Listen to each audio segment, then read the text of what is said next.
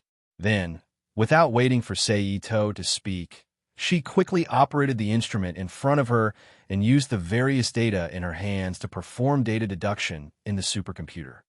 When will there be results? Seito asked. I'm not sure, but I don't think it will take long. Emma replied without turning her head. Good. Keep an eye on it and inform me as soon as there are results. I'll go out and bring the bitten person here. Seito said decisively. Okay. In addition, when you come over, my lord can use your power to freeze her body. According to the experimenter's observations, in an environment of minus 40 degrees Celsius, the pathogen will reduce its activity and can be used to temporarily inhibit the virus from splitting. Just as Seito was about to leave, Emma suddenly turned her head and reminded him. Seito nodded and left the Rubik's Cube world in a flash.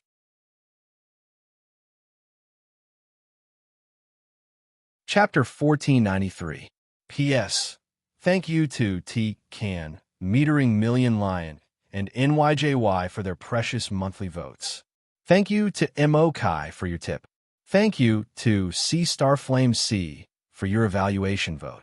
Main world, Japan, in a spacious residence. Seito raised his right arm and pointed his index finger at Nagaso Masami's forehead. She had a dark green bite mark on her left forearm. A wave of extreme exhaustion that made her want to fall asleep immediately surged into Nagasawa Masami's heart.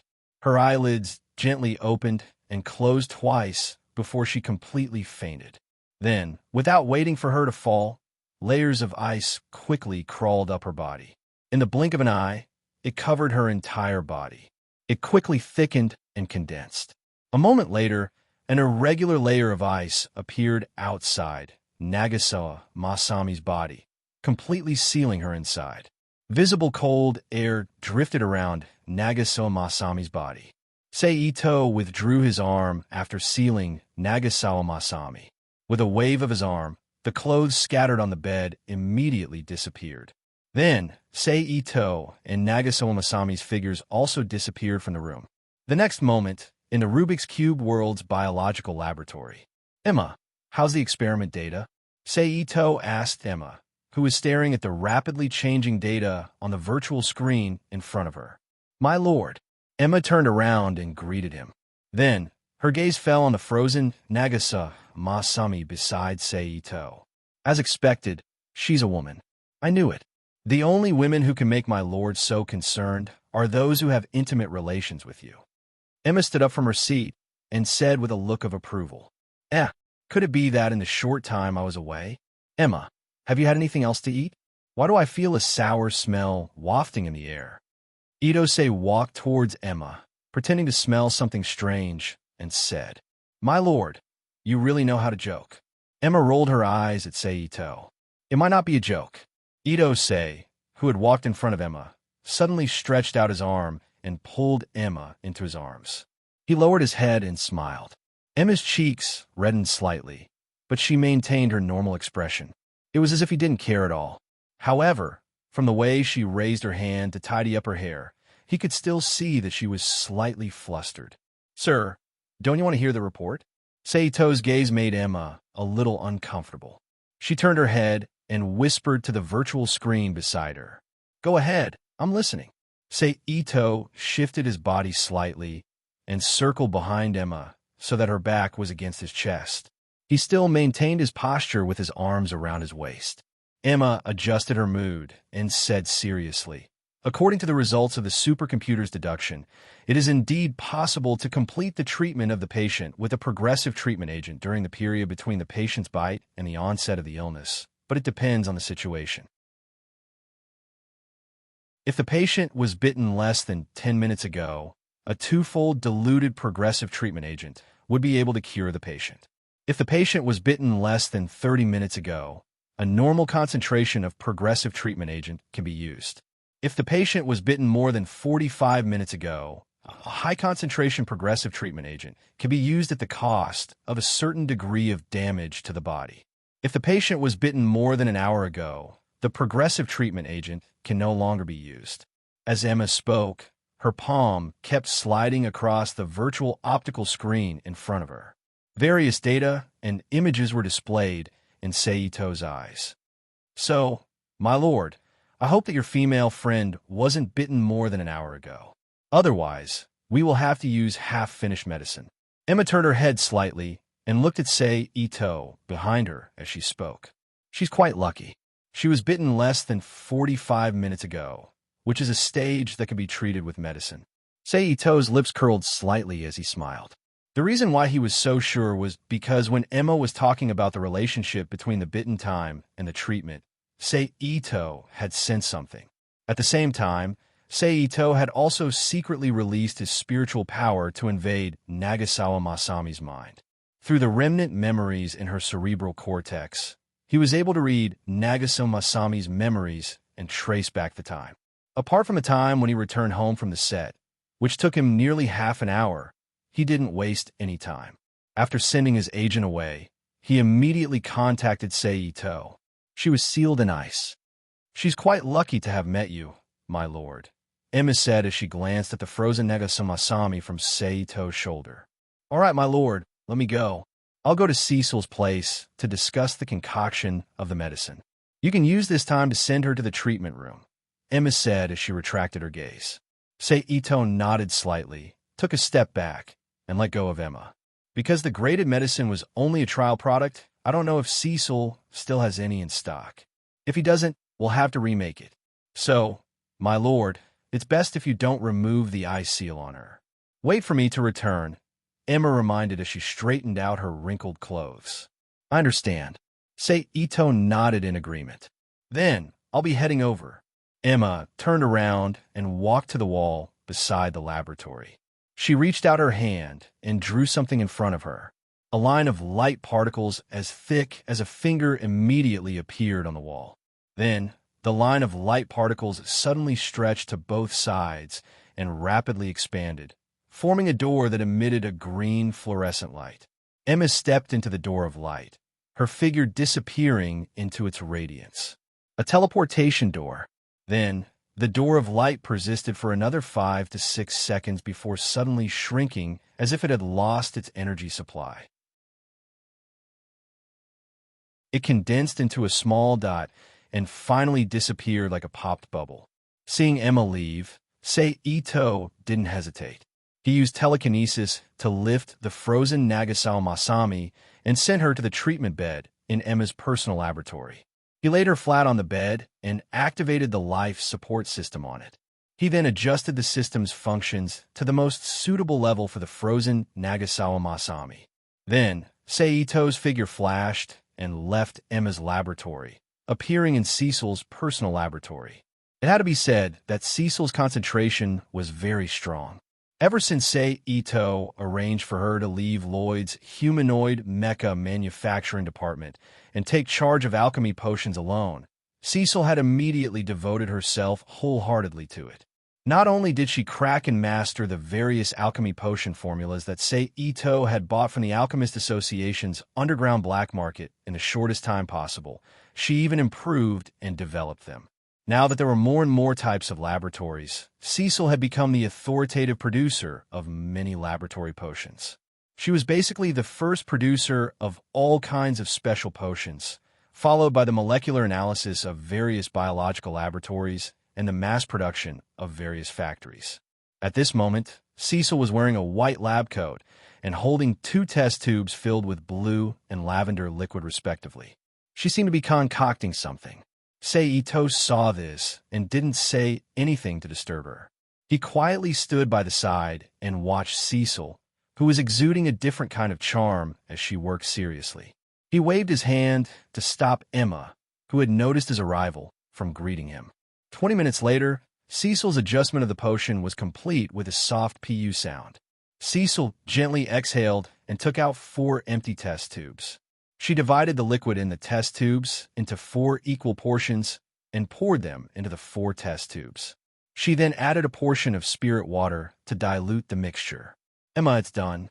Cecil placed the test tubes in the cleaning basin beside her and turned around to smile at Emma. My lord, when did you arrive?" However, when she looked at Emma, she immediately noticed Seito standing at the side with a smile on his face. She hurriedly called out to him. "I haven't been here for long, but I saw that you were in the middle of concocting potions. I didn't want to disturb you, so I didn't say anything." Seito smiled. He then turned to look at the 4 sealed potion bottles and asked, "That should be the final product of this potion, right?" "Yes." Cecil raised her hand to take off the glasses on her face and put them into the pocket of her lab coat, as she confirmed. "It seems that this potion is for Sir to use." Previously, I was wondering why Emma wanted me to personally produce something that could be directly produced by the robots in the laboratory. Cecil smiled.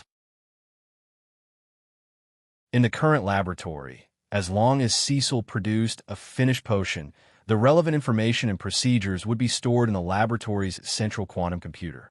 Then, when necessary, it would be transmitted to the mid-end processor of the robots in the laboratory's small potion production workshop. Mass production was carried out. Therefore, other than some potions that required special energy to be processed, the laboratory could basically mass produce all the potions. Isn't this so that you can show off in front of Sir? What's wrong? You're picking on me? Emma retorted. Yes. Thank you for your understanding, Miss Emma. Cecil said with a helpless expression. Forget it. I'm not going to talk to you anymore. I'm going to treat the woman my lord brought back, and I'll come back to find trouble with you later. Emma walked to Cecil's operating table and reached behind her to take the 4 medicine bottles, snorting softly. I don't know how to refuse guests, Cecil said with a smile. Emma ignored Cecil's joke and walked up to the wall behind Cecil. With a swipe of her hand, a fluorescent door appeared in front of her. Emma waved at Cecil and entered the door of light. Let's go out for dinner tonight, Ito invited Cecil with a smile. Okay. Cecil agreed without much hesitation. That's settled then. I'll pick you up at your house at 6 o'clock. Remember to dress nicely. Ito-say smiled. Sir really has a lot of requests. Cecil pretended to complain. Ito smiled and disappeared from Cecil's laboratory in a flash. He returned to Emma's laboratory. At this moment, Emma had already entered Nagasawa Masami's medical room and started working. Ito didn't beat around the bush and followed her in. By the way, apart from the potion, has the laboratory developed any antibodies or vaccines? Ito asked Emma, who was busy working. There is such a plan, but because we haven't been able to develop an effective potion, the proposal for a vaccine has been put on hold. Therefore, we haven't carried out any related experiments yet. Emma, who had finished her preparations, retreated from the medical bed and replied, Then let's take this opportunity to collect some samples. Then, let's have someone carry out the vaccine research. Since it's so troublesome to treat, let's just kill it and stop it from developing. Ito instructed. Okay. Emma nodded in agreement. She then looked up at Ito and said, Sir, it's time to remove the ice on her body. Ito didn't seem to have done anything, but the ice on Nagasawa Masami's body shattered with a series of cracking sounds. Then, with a crisp crack, the ice completely shattered into countless ice crystals. Under the illumination of the laboratory lights, the ice crystals flickered and disappeared into the air.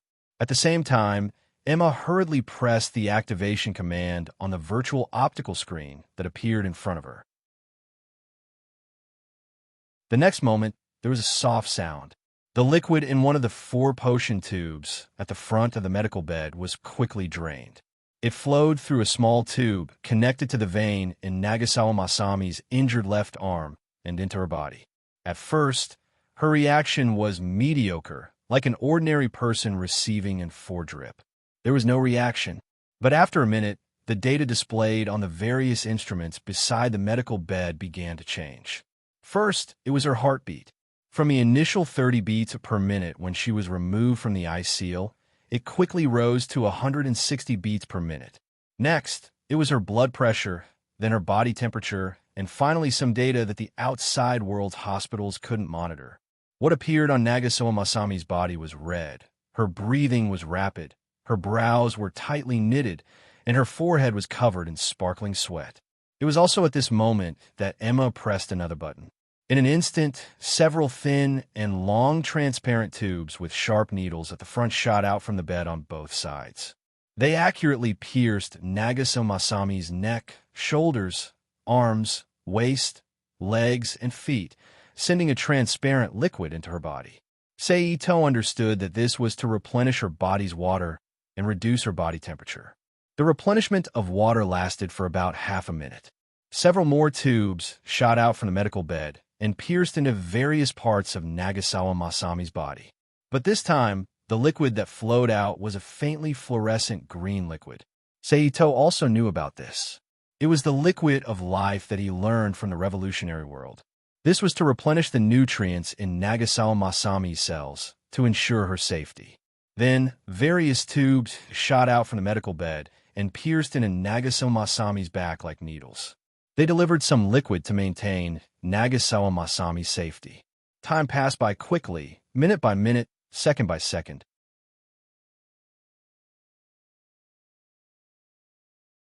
Chapter 1494.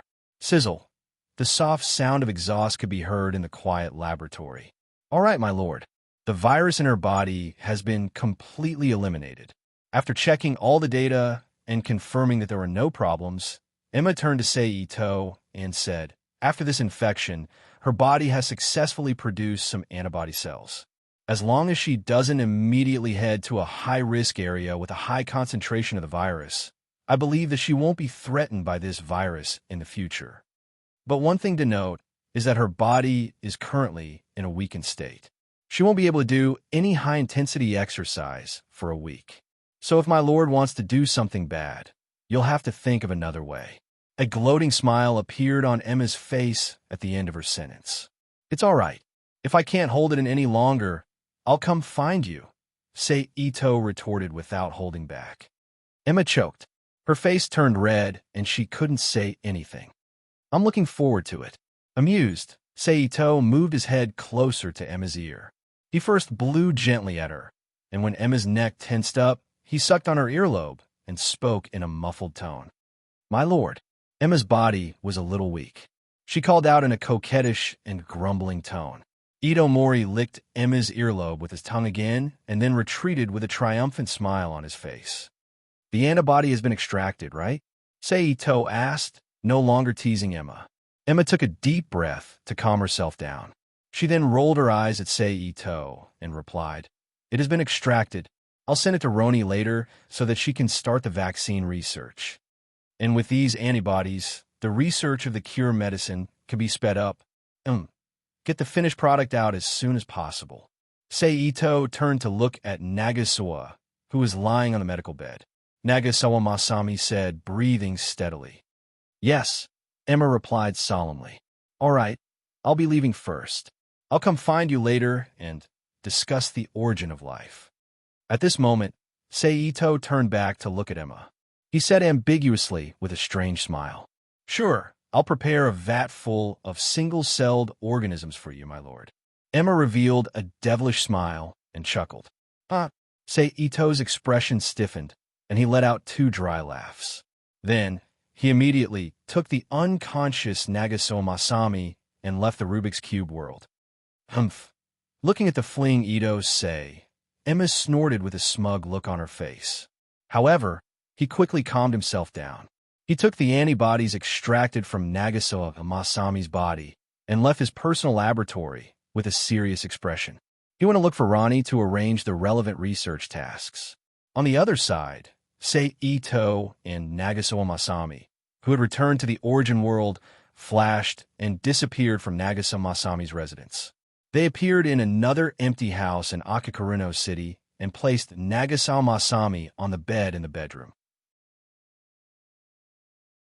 This house was Nagasawa Masami's home in Akikaruno City.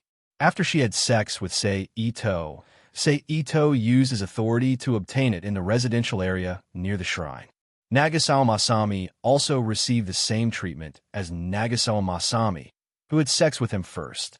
After covering Nagasawa Masami with a blanket and sending a ball of pure life energy into her body, Seito disappeared from the room again. He used a positioning method to find Kuraki Masami, who was at home. Why are you here? Kuraki Masami looked at Seito, who suddenly appeared beside her, and asked. Of course it's because I missed you, Seito said with a smile as he sat down on the sofa and pulled Kuraki Masami's body into his embrace. Kuraki Masami rolled her eyes. She didn't believe him. The thick-skinned Seito didn't mind. He looked at Kuraki Masami's bare wrist and asked, By the way, where's the silver bracelet I gave you before? It's in the costume box. What's wrong? Kuraki Masami asked in surprise. Go get it, Seito said. Kuraki Masami looked at Seito strangely but she still got up from the sofa and went straight to her bedroom. After about a minute, she came back with a silver bracelet in her hand. Kuraki Mai came to the sofa and handed the bracelet to Ito Sei. She then lowered her body and sat down. Sei Ito took the bracelet and threw it up. The bracelet suddenly hung in the air and stretched out under the manipulation of an invisible force. Sei Ito then released his mental power and drew lines on the silver bracelet that was thinner than a baby's finger. At the side, Kuraki Mai looked curiously at the scene before her. A moment later, the silver bracelet suddenly glowed. Then it fell down on its own. Sei Ito reached out and grabbed it. He turned around, grabbed Kuraki Masami's arm, and put the bracelet on. Other than when you're with me, remember to never take off the bracelet, Sei Ito reminded her. What's wrong? Kuraki Masami frowned. Haven't you seen the news recently? Sei Ito laughed. I have. What does it have to do with this? Kuraki Masami shook her wrist and asked. You know about the new disease, right? With it, I don't have to worry about you being bitten, Sei Ito explained. Oh. Although Kuraki Masami didn't understand why she wasn't afraid of being bitten by wearing the bracelet, she understood that Sei Ito was protecting her, so she obediently responded in a soft voice. Also, if you don't have any work to do recently, take your things back to Akazurno City. It's safer there than outside, Sei Ito said as he played with Kuraki Masami's fair hand. Kuraki Masami nodded thoughtfully and accepted Sei Ito's suggestion. Right? Okay. Can you make a few more of these things? Then, Kuraki Masami raised her arm and pointed at the bracelet on her wrist. I want to get it to my family, so they don't get bitten. That's easy. Sei Ito smiled. Then, with a thought, he took out several blank yellow joss papers, mixed cinnabar, and a writing brush and placed them on the coffee table in front of him. He dipped the writing brush in cinnabar ink and infused his power into the brush to activate the material hidden in the cinnabar. At the same time, he wrote the runes on the yellow joss papers. With Sei Ito's current level of skill, it took him less than a minute to complete 7 paper talismans. Sei Ito used the Onmyoji method to fold the paper talismans according to the method of creating barriers, then put them in small pouches that every shrine had for storing amulets. He handed them to Kuraki Masami. Here, although they're not as beautiful as the bracelet, the effect is the same. As for the extra ones, you can give them to them as you see fit. Sei Ito smiled. Okay. Kuraki Masami took the amulets and carefully put them away. There's no time to lose. I'll go and give the paper talismans to my parents. Once I'm done, I'll move to Akakurino City, Kuraki Masami decided. That's fine. Remember to bring your identity card, Sei Ito reminded her. The identity card was the pass to enter and exit Akakurino City. There was no need to think too much about it. Kuraki Masami had a specially made version. Otherwise, given her relationship with Sei Ito, would she have to make a special request every time she wanted to go to Akakurino City? Of course, even without the identity card, Kuraki Masami could still pass through the inspection station and enter the city by relying on the information stored in Little Soul Dream. After that, Sei Ito and Kuraki Masami kissed goodbye and used the Flying Thunder God technique to return to Nagasawa Masami's bedroom and wait for her to wake up. Several days later, in the middle of the night in Asia and the middle of the day in Europe and America. At this moment, the sky trembled slightly. If one did not pay attention to it, one would not be able to see the ripples spreading out rapidly. Then, countless tiny droplets fell from the sky like falling stars. They shone faintly as they fell from the sky, like a sudden rainstorm. It's raining. The ordinary people who were lucky enough to see this in Rizhao were baffled. The sky was clear. It was not the rainy season, and there was no news of rain today. This was a reaction of the ordinary people to the sudden rain. At most, they would add 1 or 2 words of complaint. How unlucky. The substance that was thought to be rainwater fell to the ground and dispersed, forming a thin cloud that began to spread throughout the world. As time passed, the cloud was absorbed into the human body. At this moment, in a farm in Australia, a white man was tearing a mouse apart like a wild beast. The ferocious look in his eyes suddenly froze. Slowly, A light of reason appeared in his eyes. What's going on?" The man muttered as he stared blankly at the half-eaten corpse of the mouse in his hand. Then his pupils began to recover. The blood vessels in his eyes began to recede, and the feverish redness on his skin also disappeared. This is obviously a sign that the new disease has been suppressed. But before he could fully understand what happened, the man's body suddenly softened, and he fell to the ground. His eyes stared blankly at the sky, receiving the rain-like substance. And the same situation happened to other people around the world who were lucky enough to receive the rain-like substance, as well as those ignorant animals. This kind of rain lasted for a whole day before it slowly stopped. But the thin cloud formed by it did not dissipate no matter how much the sun shone on it. It still spread all over the world. A new change. Ito Sei, who was standing on top of the Mount Jingxi, looked down at Akigurno City, which was shrouded in the clouds formed by the rain-like substances, and whispered to himself. News from a New York Times. Under the influence of the strange worldwide rain yesterday, the condition of some patients with a new disease has been suppressed. The patients have regained their sanity, and they are currently getting better, the female announcer of the morning news on the TV reported in a brisk voice.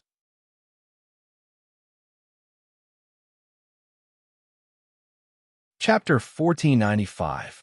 Just when people all over the world thought that the rain that covered the whole world was God's gospel or God's salvation, a new change occurred once again.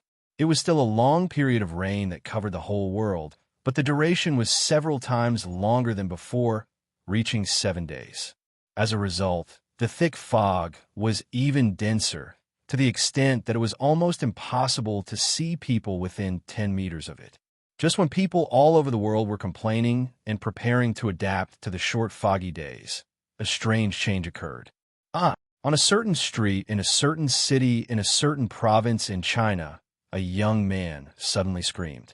He convulsed and fell to the ground like a patient with epilepsy. He clutched his arms tightly with a painful expression on his face. Upon hearing the scream, apart from the pedestrians who were shocked at the beginning, they quickly showed the human nature of wanting to watch a good show and quickly surrounded the young man who had fallen. While discussing with their companions, they took out their mobile phones to film the scene or post it on Weibo. However, no one made any move to call the emergency number. Under the onlookers, the young man's body began to change. First, the skin color gradually changed from a normal yellow to a light blue. Then it was the blood vessels. Veins of the veins appeared on the surface of the young man's skin like a spider web, looking eerily long. As for the other changes, they were not something that ordinary people could notice. It was not until more than half an hour later that the young man's transformation came to an end. The color of his skin was fixed to an extremely light blue. If one did not pay special attention, most people would only think that his skin was very white, just like a white person. The blood vessels that appeared disappeared and were no longer visible. At the same time, he seemed to have lost consciousness and did not make any strange moans. He's not dead, is he? Maybe. Should we call an ambulance? Don't be nosy. Call the police. Noises of discussion rang out once again. However, just when everyone was talking, the young man whom they had mistakenly thought to be dead cried out once again. He sat up straight and looked around blankly. After a while, the young man blinked and came back to his senses. He wanted to get up from the ground quickly. However, in the next moment, without any movement, his body suddenly stood on the ground, as if that was how it should be. Wow! The people around him let out a low exclamation of surprise. The young man couldn't stand being stared at. He hurriedly ran and rushed to the crowd beside him. He forcefully pushed aside the onlookers in front of him. A human body flipped and flew out like a light doll under his hand, smashing heavily into the other onlookers at the side. Some of the women in the crowd were frightened by this change and screamed. It was also because of this change that the onlookers in front of him seemed to have encountered something terrifying and quickly retreated to the sides. At this moment, the flustered young man did not stop and quickly ran forward. At this moment, a blue light flashed around the young man, leaving behind a long afterimage. He turned into a blue light and quickly disappeared from everyone's sight. Is this a mutation? One of the onlookers who had witnessed everything said subconsciously. Mutant, Esper, awaken. All kinds of speculations arose from the crowd. At the same time, these people did not forget to post on Weibo and spread what they had seen to the netizens all over the country. This young man was not the only one in a similar situation. In China alone, at least 1,000 people had undergone the same change. Not to mention the whole world. The number of people was frightening. Moreover, this was only the beginning. Who knows when the whole world would be filled with people like this? Therefore, it did not take long for a large amount of news and discussion regarding the appearance of mutants to appear on the internet. Naturally, Sei Ito, who had little Ling Meng monitoring the internet, also learned of this news. Is this the new change? Sei Ito frowned as he read the various news presented by little Ling Meng through the optical screen. Strengthen the security in the city. Arrest those who dare to resist. Clean up the serious ones. Allow the activation of the kill order. Sei Ito waved his hand and dispersed the optical screen in front of him. Yes, little Ling Meng replied. Sei Ito left the shrine in a flash and appeared in Nagasawa Masami's room. Inside the room, Nagasawa Masami, who was wearing hot pants and a light pink short-sleeved shirt, had fallen to the ground with a pained expression on her face. Both her hands were clutching her arms as she groaned in pain. Sei Ito frowned. He quickly rushed to Nagasawa Masami's side and squatted down. Using his mental power, he carefully examined her body. Under the scan of his mental power, all the changes in Nagasawa Masami's body appeared before Sei Ito's eyes. Within her various tissues and cells, the gene spirals, which had become weaker than those of ordinary people due to the new disease, were collapsing and reforming under the influence of a new power. Then, they split into several abnormal gene fragments. The fragments combined with the gene fragments from the special substance flowing into her body through her skin to form a new gene spiral. The new gene spirals coexisted with the original spirals. Borrowing the power of the new gene spirals, they drew power from the void to transform Nagasawa Masami's body. Due to the fact that it involved genes, Sei Ito was not in a position to act recklessly. He might end up causing Nagasawa Masami's death. Thus, Sei Ito could only frown as he helplessly stood guard beside her, waiting for Nagasawa Masami's transformation to come to an end. After more than 10 minutes, Sei Ito, who had been using his mental power to observe the changes in Nagasawa Masami's body, uttered a low groan. 6 against 12. Is this the spiritual center mentioned in the extraterrestrial data? Sei Ito muttered to himself. Of course, although Nagasawa Masami's body showed a foundation of 6 versus 12, it was unknown whether it was really due to the serious genetic contamination in the human body, but until the end of Nagasawa Masami's transformation, only 3 versus 6 complete spiritual centers appeared in her body. There were 2 incomplete spiritual centers that did not form a complete pair, and 4 spiritual centers that had different degrees of completion. Therefore, after the end of the transformation, they disappeared into the other genomes and became messy information fragments of the spiritual centers. Compared to before, Nagasawa Masami's skin had become smoother, moist, and more supple. Even her temperament had changed slightly. On top of her cheerful foundation, there was a sense of holiness. At the same time, she was like a light source, emitting a faint glow that attracted people's attention. After a while, accompanied by a soft groan, Nagasawa Masami woke up from her coma. Masami, Sei Ito reached out to help Nagasawa Masami's body and called out softly. Nagasawa Masami turned to look at Sei Ito with a confused expression. She stared at him blankly for about 5 to 6 seconds before a familiar glint appeared in her eyes. Done. What happened to me? Nagasawa Masami raised her hand to her forehead, her brows knitted together as she asked with a pained expression. You have mutated, Sei Ito said softly. Mutated? A puzzled expression appeared on Nagasawa Masami's face. Sei Ito did not say anything. Instead, He waved his hand, and a virtual optical screen appeared in midair amidst the gathering of photon particles. It hovered before Nagasawa Masami and displayed the information regarding the mutation that little Ling Ming had selected. In other words, I have become a mutant in the movie. I possess a special ability. After a while, Nagasawa Masami finished browsing through the information and lowered her head to look at her clenched fists. She spoke with a panicked and hopeful tone. That should be the case, Ito said with a chuckle. Well, I think I need to calm down. Nagasawa Masami shook her head helplessly. All right, I will go over to Mai's place to take a look. If anything happens, contact me immediately, Ito said as he kissed Nagasawa Masami's forehead. Nagasawa Masami replied absent-mindedly. Ito did not disturb her any further. His figure flashed, and he disappeared from her room. The next moment, he appeared in Kuraki Mai's house. Perhaps it was because Kuraki Mai had not been affected by the new disease before, or perhaps it was because her genes were more stubborn, but she did not undergo a mutation like Nagasawa Masami or the others. She remained the same.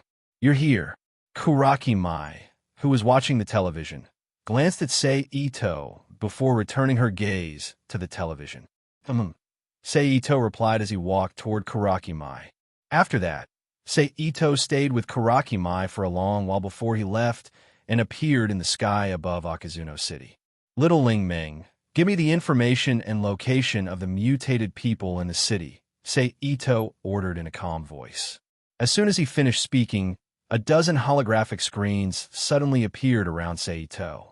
They fanned out in front of him, displaying the information and location of the mutated people to Ito. Ito quickly selected 2 individuals who had clean social relationships and were still single. Then, he repeatedly teleported to their sides and knocked them unconscious before tossing them into the Rubik's Cube. He handed them over to Emma in the biology laboratory and the other researchers of the Babel organization in the Academy City to be used as research material. After that, Ito returned to Nagasawa Masami's bedroom. Bang! Nagasawa Masami's body slammed heavily into the wall beside her. Ugh, that hurts! Nagasawa Masami cried out in pain. You're quite ambitious. To think that you're already researching your own ability. Ito was speechless as he looked at Nagasawa Masami, who was sitting on the ground and rubbing her face. What else can I do? I've already mutated. I might as well hurry up and master my own ability. Nagasawa Masami pouted. Then, she suddenly looked at Ito with an apprehensive expression and asked, Right, I've become like this. Don't tell me that you don't want me anymore?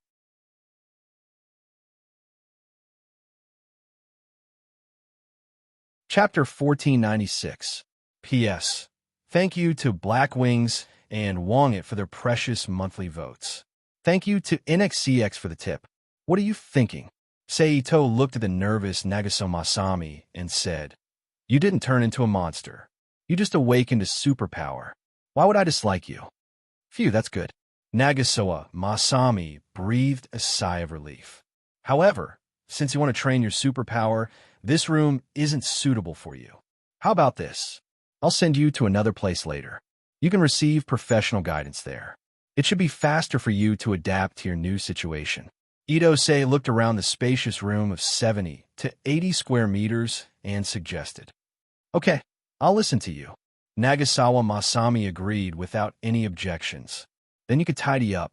After speaking, Ito walked to the bed and sat down. Nagasawa Masami carefully stood up and tried her best not to let her body erupt with superpowers. She carefully moved around the room. Ito didn't interfere. He just treated it as letting her get used to her new body. At the same time, in the main world, in the capital of China, Beijing University's Yin Garden campus, Chen Shichen and her good friend Pan Xiaoxiao were chatting and laughing as they walked out. However, at this moment, a figure blocked their path. The person was about 1.8 meters tall. He was neither fat nor skinny and was of a normal build. His clothes weren't too shabby, and he was probably one of the bourgeoisie in the crowd. At the very least, his clothes were worth more than 3,000 yuan. As for his appearance, he was just an ordinary person. He didn't make people feel good at first glance, nor did he make people feel disgusted when they looked at him closely. However, right now, his face revealed a wretched expression that made people feel disgusted. Li Fang, what are you doing? Chen Shichen frowned and questioned. Chen Shichen, this is none of your business. The young man called Li Fang waved his hand impatiently. His gaze locked onto Pan Xiao beside Chen Shichen, and his voice carried a hint of madness. Xiao, why? Why won't you accept me? What's wrong with me? Li Fang, if you don't feel anything, you just don't feel anything.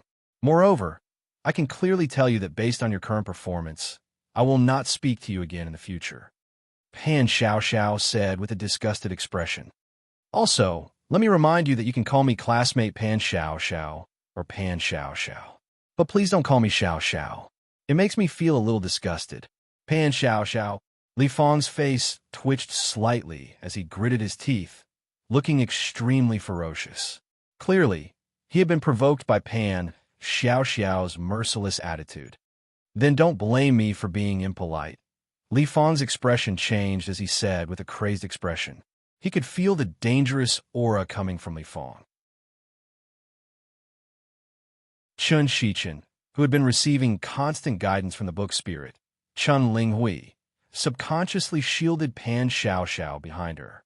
She lowered her body and assumed a defensive posture. In the next moment, Li Fang's figure flashed and suddenly appeared behind Chen Shichen.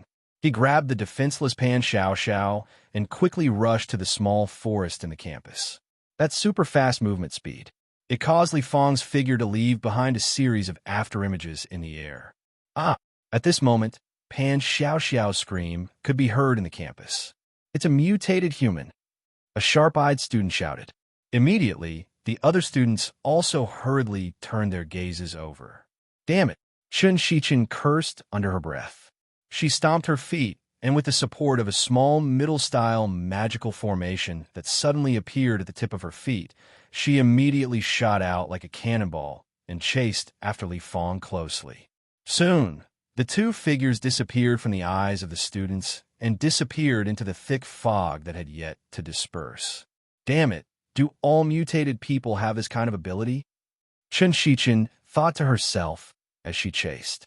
Linghui, double acceleration. Then, Chen Shichen ordered again. All right. As soon as the electronic voice fell, another middle-style magical formation appeared under her feet. Chen Shichen, who was stepping on it, received an even greater boost in speed. She turned into a black shadow and rushed forward. Swoosh! In the blink of an eye, Chen Shichen overtook Li Fang and appeared in front of him, intercepting him. You're a mutated human too. Li Fang, who was stopped by her, blushed and said excitedly. Shichen, save me, save me. Pan Xiao cried for help with tears streaming down her face. Li Fang, let go of Xiao. Chen Shichen said loudly. Even though she appeared calm and collected on the surface, Chen Shichen still felt a slight sense of nervousness in her heart. After all, even though she received Chun Linghui's guidance every day and entered the virtual world to undergo all sorts of training, her battle experience was still quite substantial. However, it was still somewhat different from a real battle in the real world. Hence, it could be said that this was her first battle in the real world, which was why she felt a different kind of nervousness. Chen Shichen, are you sure you want to stop me? Li Fang asked loudly with a crazed expression. Because of his actions, Pan Xiao, who was tightly held in his arms, let out a painful groan. Li Fang, if there's anything, you can talk it out with Xiao. Why must you resort to violence? Is this your love for Xiao? Chen Shichen's tone softened as she said sarcastically. Talk it out? You saw her attitude just now. Would she be willing to talk it out with me? If that's the case, then I'll just snatch her back. As long as I lock her in the house and don't let her leave, Xiao will be mine forever. Li Fang's eyes were intoxicated, his palm gently caressing Pan Xiao's cheeks that kept dodging but had nowhere to hide. He looked like he was intoxicated in his perverted bliss. Pan Xiao's face was filled with fear, but she did not dare to resist too strongly, afraid that she would agitate this madman. You see, in order to fulfill my wish, even God is helping me. I'm lucky enough to become Superman. After a while, Li Fang came back to his senses.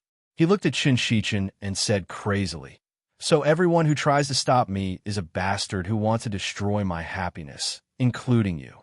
Qin Shichen. This guy's gone crazy. That was the only feeling Qin Shichen had at that moment. I'll ask you one last time. Li Fang, are you letting go of Xiao Xiao? Qin Shichen took a deep breath, got into a Wing Chun stance, and stared into Li Fang's eyes with a serious expression.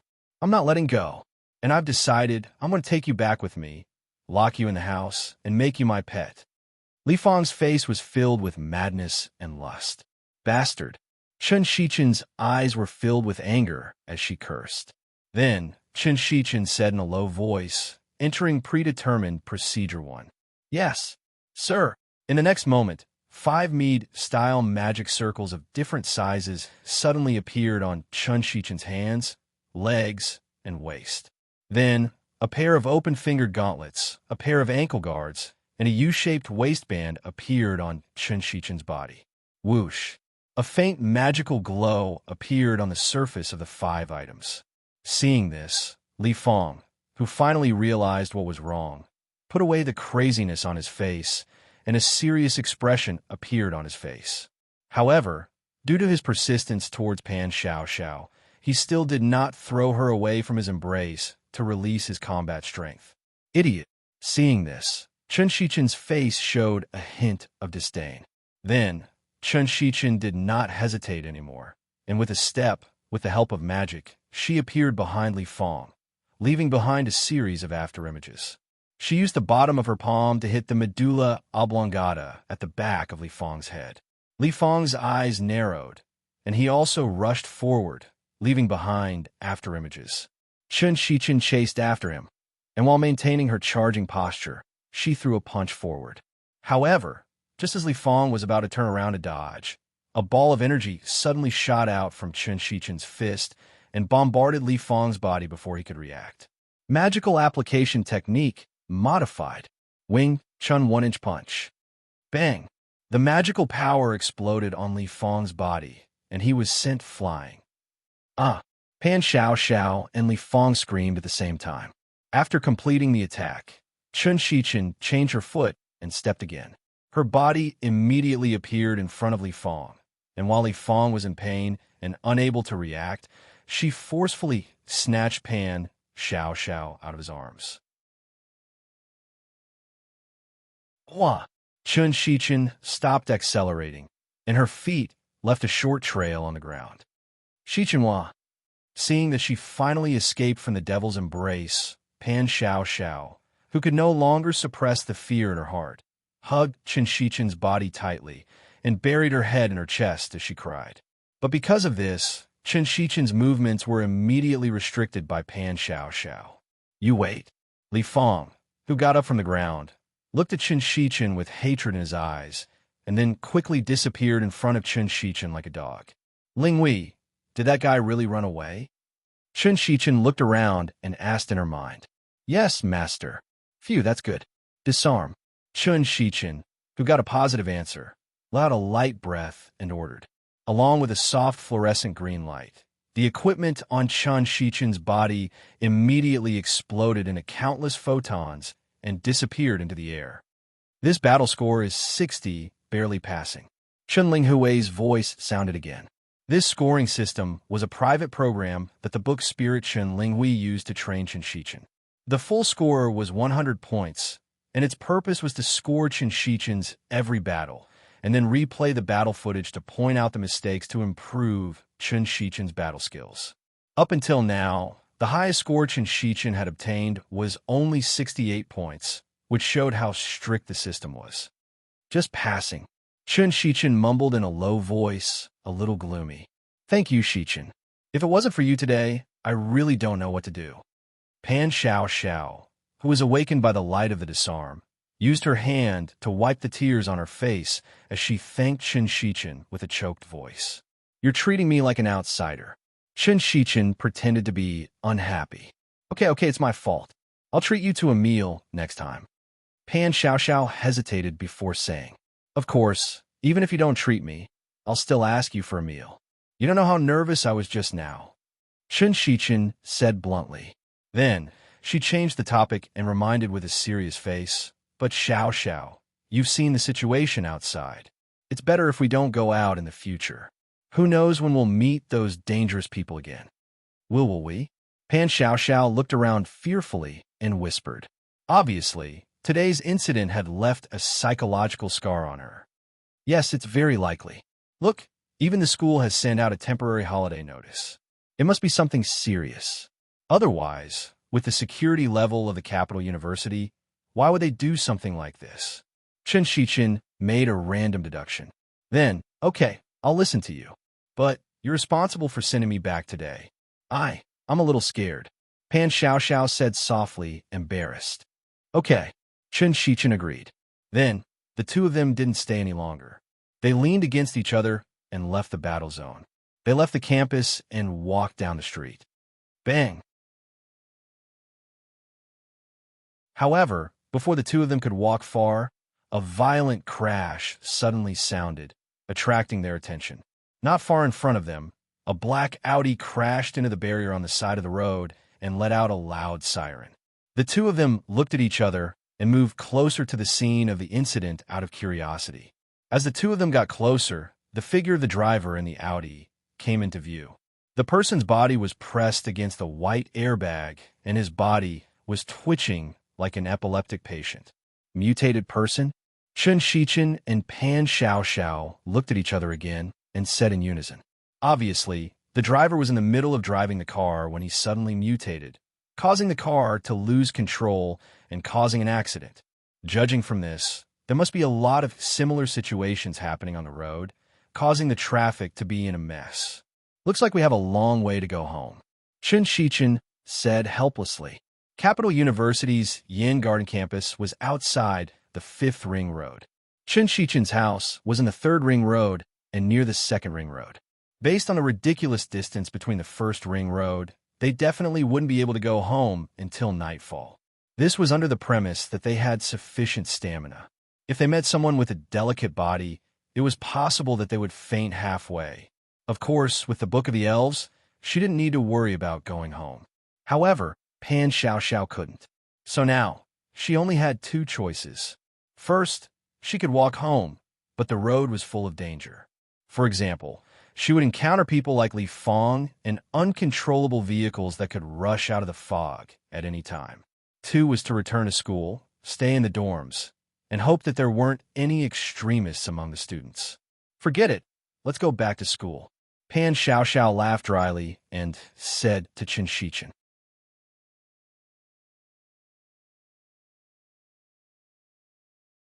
Chapter 1497. Hey, Lingwei, do you think I should accept external influences and let my body mutate? In one of the female dormitories in Beijing University, Chen Shichen asked in her mind as she leaned her arms against the balcony window and looked outside. Master, are you envious of the abilities of those mutated people? Chun Linghui, the management program of the Book of the Spirits, asked. To be honest, a little. I've obviously cultivated so hard for so long to reach my current level, but others have achieved it so easily. It's really enviable. At the same time, Chen Shichen let out a helpless sigh. Hearing this, Chun Linghui went silent. If Master wishes. After 5 or 6 seconds, Chun Linghui's voice rang out again. You're not going to stop me? Chen Shichen was surprised. Since it's Master's decision, no matter how dangerous it is, I will fully support it. Chun Linghui replied firmly. Thank you, Linghui. Chen Shichen's expression froze. Her eyes were filled with gratitude as she silently thanked her. Do you need me to remove the protection program? Chen Linghui asked. The protection program was an extremely thin, close-fitting energy barrier that was almost invisible to the naked eye. Its main function was to filter out harmful substances from the outside world, as well as provide a certain degree of defensive effect. Its defensive power was very weak, and at most, it could withstand the normal slashes of ordinary swords. Any higher, and it could break the barrier and injure Chen Shichen. Its main function now was to filter out the unknown substances in the air that could mutate people's voices. Tell me, what will my brother choose? Chun Shichen, who did not immediately remove the command, suddenly asked. Insufficient information, unable to make a judgment. That's true. Chun Shichen softly muttered to herself. Then she straightened up and stretched. Forget it. I don't want to suffer that unknown pain. Then, Chun Shichen returned to her bedroom and climbed on her bed. She opened her laptop and browsed the web. In a certain hospital, an old man in a patient's gown opened his eyes wide as he let out a painful howl. A few nurses rushed into the room and ran to the old man's bed. They began their first aid work. Xiao Lan, call Dr. Li over. Xiao Wang, Xiao Yin, help me hold him down. Who is that? Find something to stuff in his mouth. Don't let him suffocate. Among the nurses, the woman, who seemed to be the head nurse, ordered. What's going on? A nurse followed a male doctor into the ward where the old man was in. I don't know. She suddenly started screaming. The head nurse answered without turning her head. The doctor walked to the old man's side and observed his pupils. Then, he took out a stethoscope from the pocket of his white coat and pressed it against the old man's chest to listen to his heartbeat. Hurry up and get it, the doctor quickly gave out instructions. The nurses quickly followed the doctor's instructions and tried their best to save the patient on the bed. In the room, the other two patients looked at everything in front of them quietly. Their eyes flashed with some concern. As the doctors and nurses performed emergency treatment, time passed by slowly. About an hour later, the sweaty doctor raised his wrist and looked at the time on his watch. The patient died at 4:16 p.m. Dr. Li Keeman. The doctor announced in a low voice. Then, he raised his head and ordered the head nurse. Where's the patient's family? They haven't arrived yet, the head nurse replied. She signaled the nurse next to her to cover the old man's head and carry him out of the ward. Why are they so slow? The doctor said with dissatisfaction. He probably thought the old man's family was a cold-blooded and unfilial person. The head nurse didn't know how to respond to the doctor's complaint. She remained silent. At the same time, in a neatly decorated house, a baby in swaddling clothes was sleeping peacefully on a big bed. His small round face was very lovable. Meanwhile, in another room, a woman with an apron was diligently wiping the room. But at this moment a loud cry was heard. The woman quickly put down her manual work and ran into the room. She bent down and picked up the crying baby. Oh, don't cry, don't cry. Mommy is here. Mommy is here. The woman patted the baby's small back gently while coaxing the child in an ancient way. But the baby was still crying and kicking his limbs. The woman frowned and put the baby back on the bed. She opened the bag and revealed the diaper inside. She opened it and checked. He didn't pee, he didn't poop. Is he hungry? Looking at the clean diapers, the woman muttered softly. Then, she wet the diaper and packed the bag. She got up and undid her clothes. She gently pulled up her bra to reveal her breasts.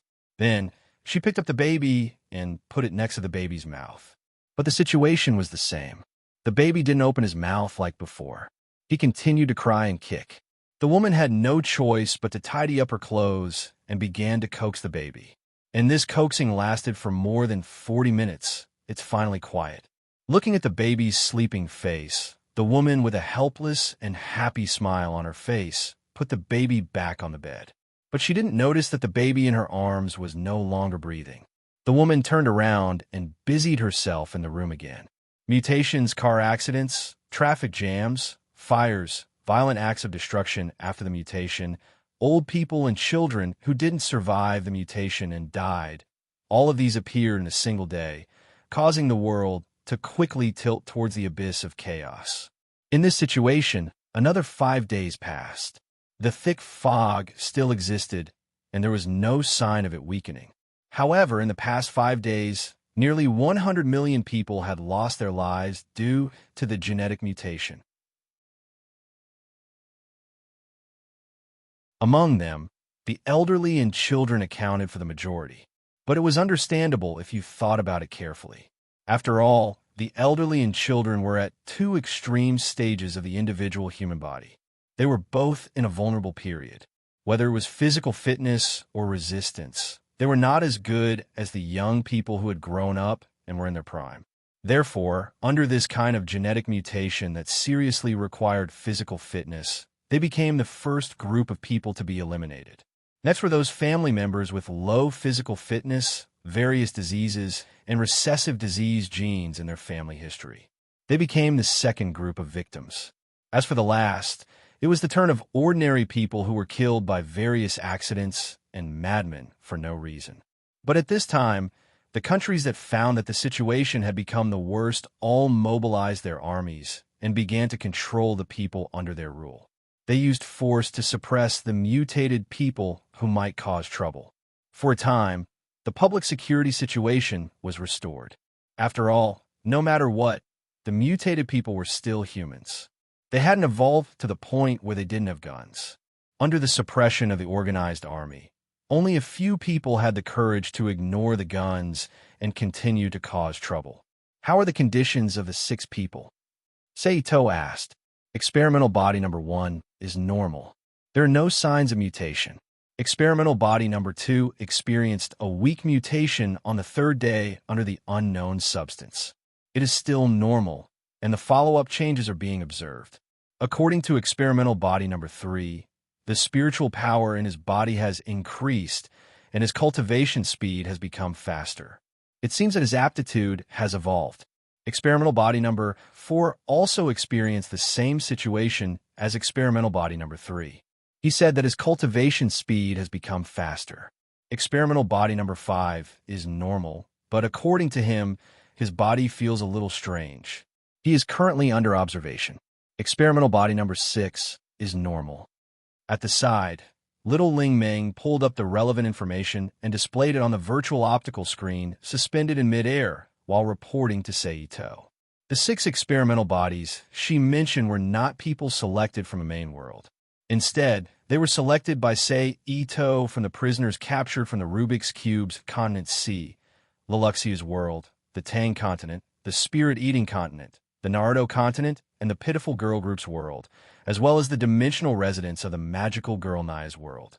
His purpose was to see if the unknown substance that could cause humans to undergo spiritual mutation would affect the residents of the Rubik's Cube world. This was because it was the key to whether he could freely send the residents of the Rubik's Cube world to participate in battles in the future. All in all, the results were not bad. Who knew if it was because of the influence of the relevant world's laws? But the genes of these residents were very resistant to the unknown substance that could affect humans in the main world. Basically, there were no strong signs of mutation. Instead, there were different degrees of evolution. Continue to observe. Seito nodded and ordered. Yes. Then time continued to flow, but the good times did not last long. On the 7th day of the world being shrouded in thick fog, several faint ripples appeared in the sky again. At the same time, a new raindrop-like substance emerged from the ripples, turned into rain, and fell to the ground. Like the previous raindrop-like substance, these raindrops quickly disintegrated after falling to the ground or hitting an object, turning into a thick fog and melting into the thick fog that showed no signs of dissipating, increasing the density of the fog. However, what made people happy was that the rain didn't last for too long this time. After less than 3 days, it stopped again. But at this time, the fog that shrouded the world had reached a level where it could not see people within 5 meters. Once again, it provided an excellent protective umbrella and activity venue for those who wanted to cause trouble. And the new changes also began to appear 3 days after the rain fell.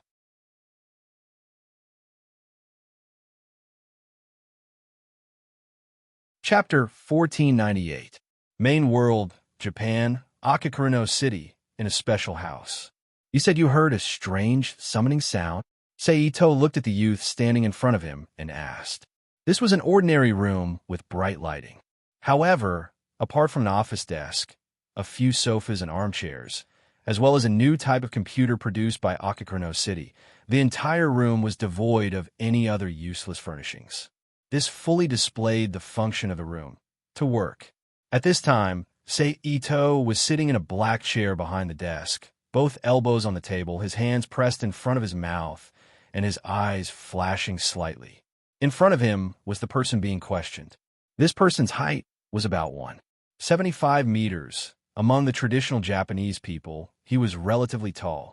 He was wearing beige, casual trousers and an orange short-sleeved t-shirt with a strange pattern on the chest and a slender chain around his neck, coupled with his yellow short hair and somewhat frivolous face. No matter how one looked at him, he looked like a street youth instead of a serious office worker. But in this house, or in the building where this house was located, it couldn't be more normal. Because this wasn't any other place but the office of Akakarino City's Special Person Administration. The young man who was standing there respectfully was a staff member of the administration. His name was Shanxing Jing. As for the reason why Sei Ito appeared here, just like the information he expressed in his previous question, it was because he received information from his subordinates that some mutated people heard an inexplicable summoning and came to investigate. That's right. The mutated humans were the new humans that had appeared during the fog disaster. And in front of him was Yamashiro Jingshi. He didn't know if he was lucky or unlucky to become one of them. Yes, sir. Yamashiro Jingshi's expression was somewhat apprehensive as he replied. In the strict social environment of Japan, even if, say, Ito didn't show any abnormal pressure at this time, just the identity of the Lord gave Yamashiro Jingshi a lot of pressure. Not to mention, as a native of Akakarino City, he had witnessed Sei Ito's powerful strength, received all kinds of loyalty education, and enjoyed all kinds of benefits provided by Akakarino City. In other words, a mountain of pressure. What about the content? Sei Ito slightly raised his eyebrows. Asked.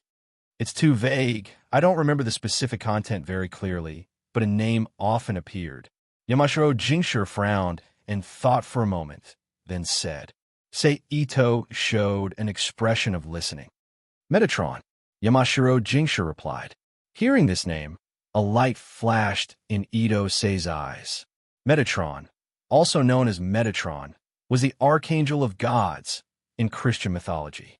Even in Judaism, there was the title of God's manifestation, and in terms of functions, there were many overlaps with Michael. But these were only his identity as an angel. His other identity was the Lord of Hell, Satan. Of course, if it was just these, Sei Ito naturally wouldn't be interested. With the authority of the glorious victory he possessed, as long as he knew the information of the other party's origin, killing him would not be a problem at all. However, in the information he obtained from the legend of the Freemasonry he controlled, Metatron had another identity. He was a mentor sent by a certain federation to help Earth ascend. He often used strange radio waves to preach some things. So Sei Ito now had reason to suspect that what Yamashiro Jingshi heard was the summons issued by the Federation's Metatron. When did you hear it? Sei Ito asked again. Well, when the spirit is relaxed. Especially when I'm about to sleep, it often comes out. Yamashiro Jingshi's face showed an expression of reminiscence as he narrated. Similar to the short waves during meditation. Sei Ito said softly, thoughtfully. That kind of summons exists all over the world?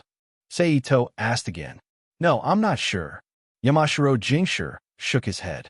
He was almost mentally weakened by the inexplicable summons that always sounded in his mind.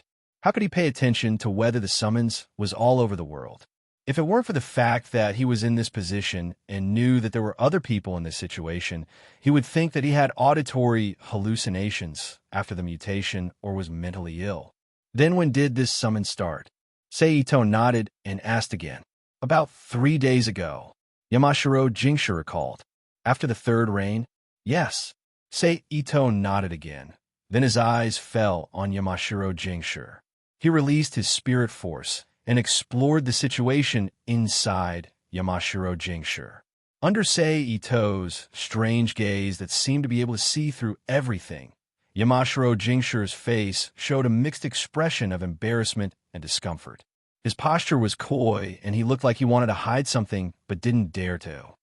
3-6 pairs, plus 3 individual complete spirituality. After a while, Sei Ito, who withdrew his gaze, thought, Then without saying goodbye, he disappeared from the office. Phew! Seeing that Sei Ito disappeared, Yamashiro Jinshur immediately breathed a sigh of relief. His body relaxed as he walked back to the desk, sat down on the chair, and put his head on the table.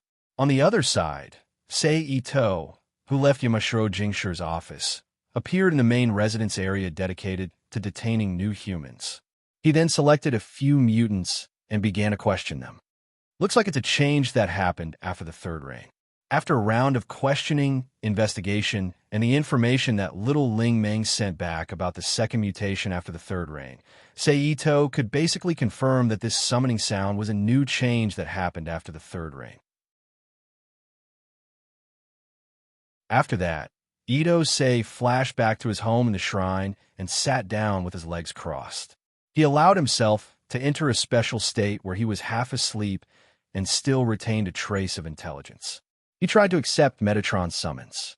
Unfortunately, it was unknown whether Metatron did not send out that kind of summoning wave or Sei Ito did not accept the signal. In short, Sei Ito remained in that special state for more than half an hour, but he did not receive anything. Sei Ito, who did not believe it, was not discouraged. He continued to sit in that state.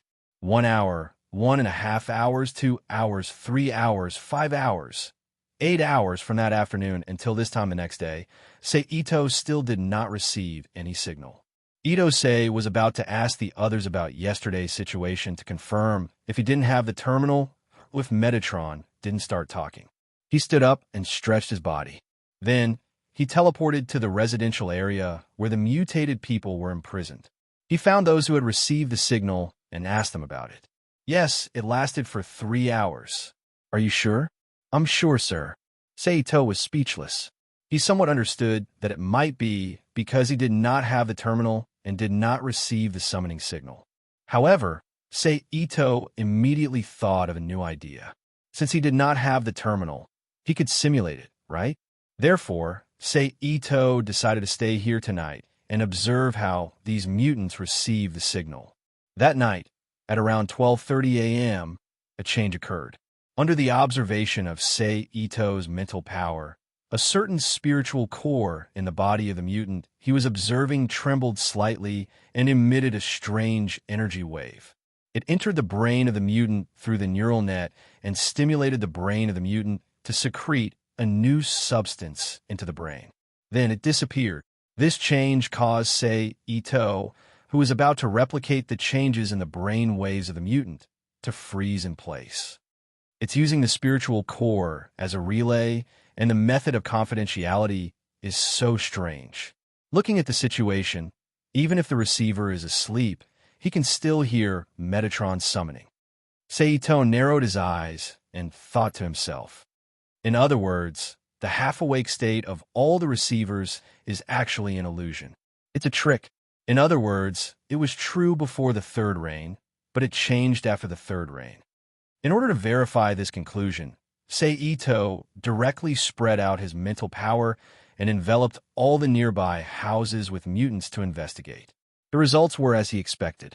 Even if the person was asleep, the mysterious substance would be produced under the influence of the spiritual core and receive the summoning.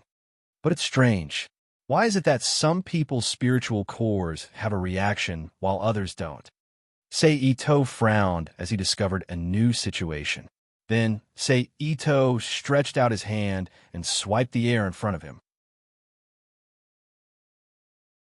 Several virtual optical screens condensed and appeared before his eyes as he slid his palm. Then, Sei Ito contacted little Ling Ming and asked her to retrieve the information of the mutants he was paying attention to. With Sei Ito's powerful analytical ability, some differences were quickly discovered. I see. Through the information, Sei Ito found that those who were clearly mutants but were not affected by the spiritual core completed their mutation before the third reign, and those who were affected by the spiritual core completed their mutation after the third reign. As for those who completed their mutation before the third reign but were now affected by the spiritual core, they survived the second mutation after the third reign. In other words, the third reign was tampered with. Sei Ito came to this conclusion in an instant. But why? At the same time as this question arose, Sei Ito's information about the Milky Way Federation and GA appeared in his mind. Rise and fall. After a moment, Sei Ito sighed softly.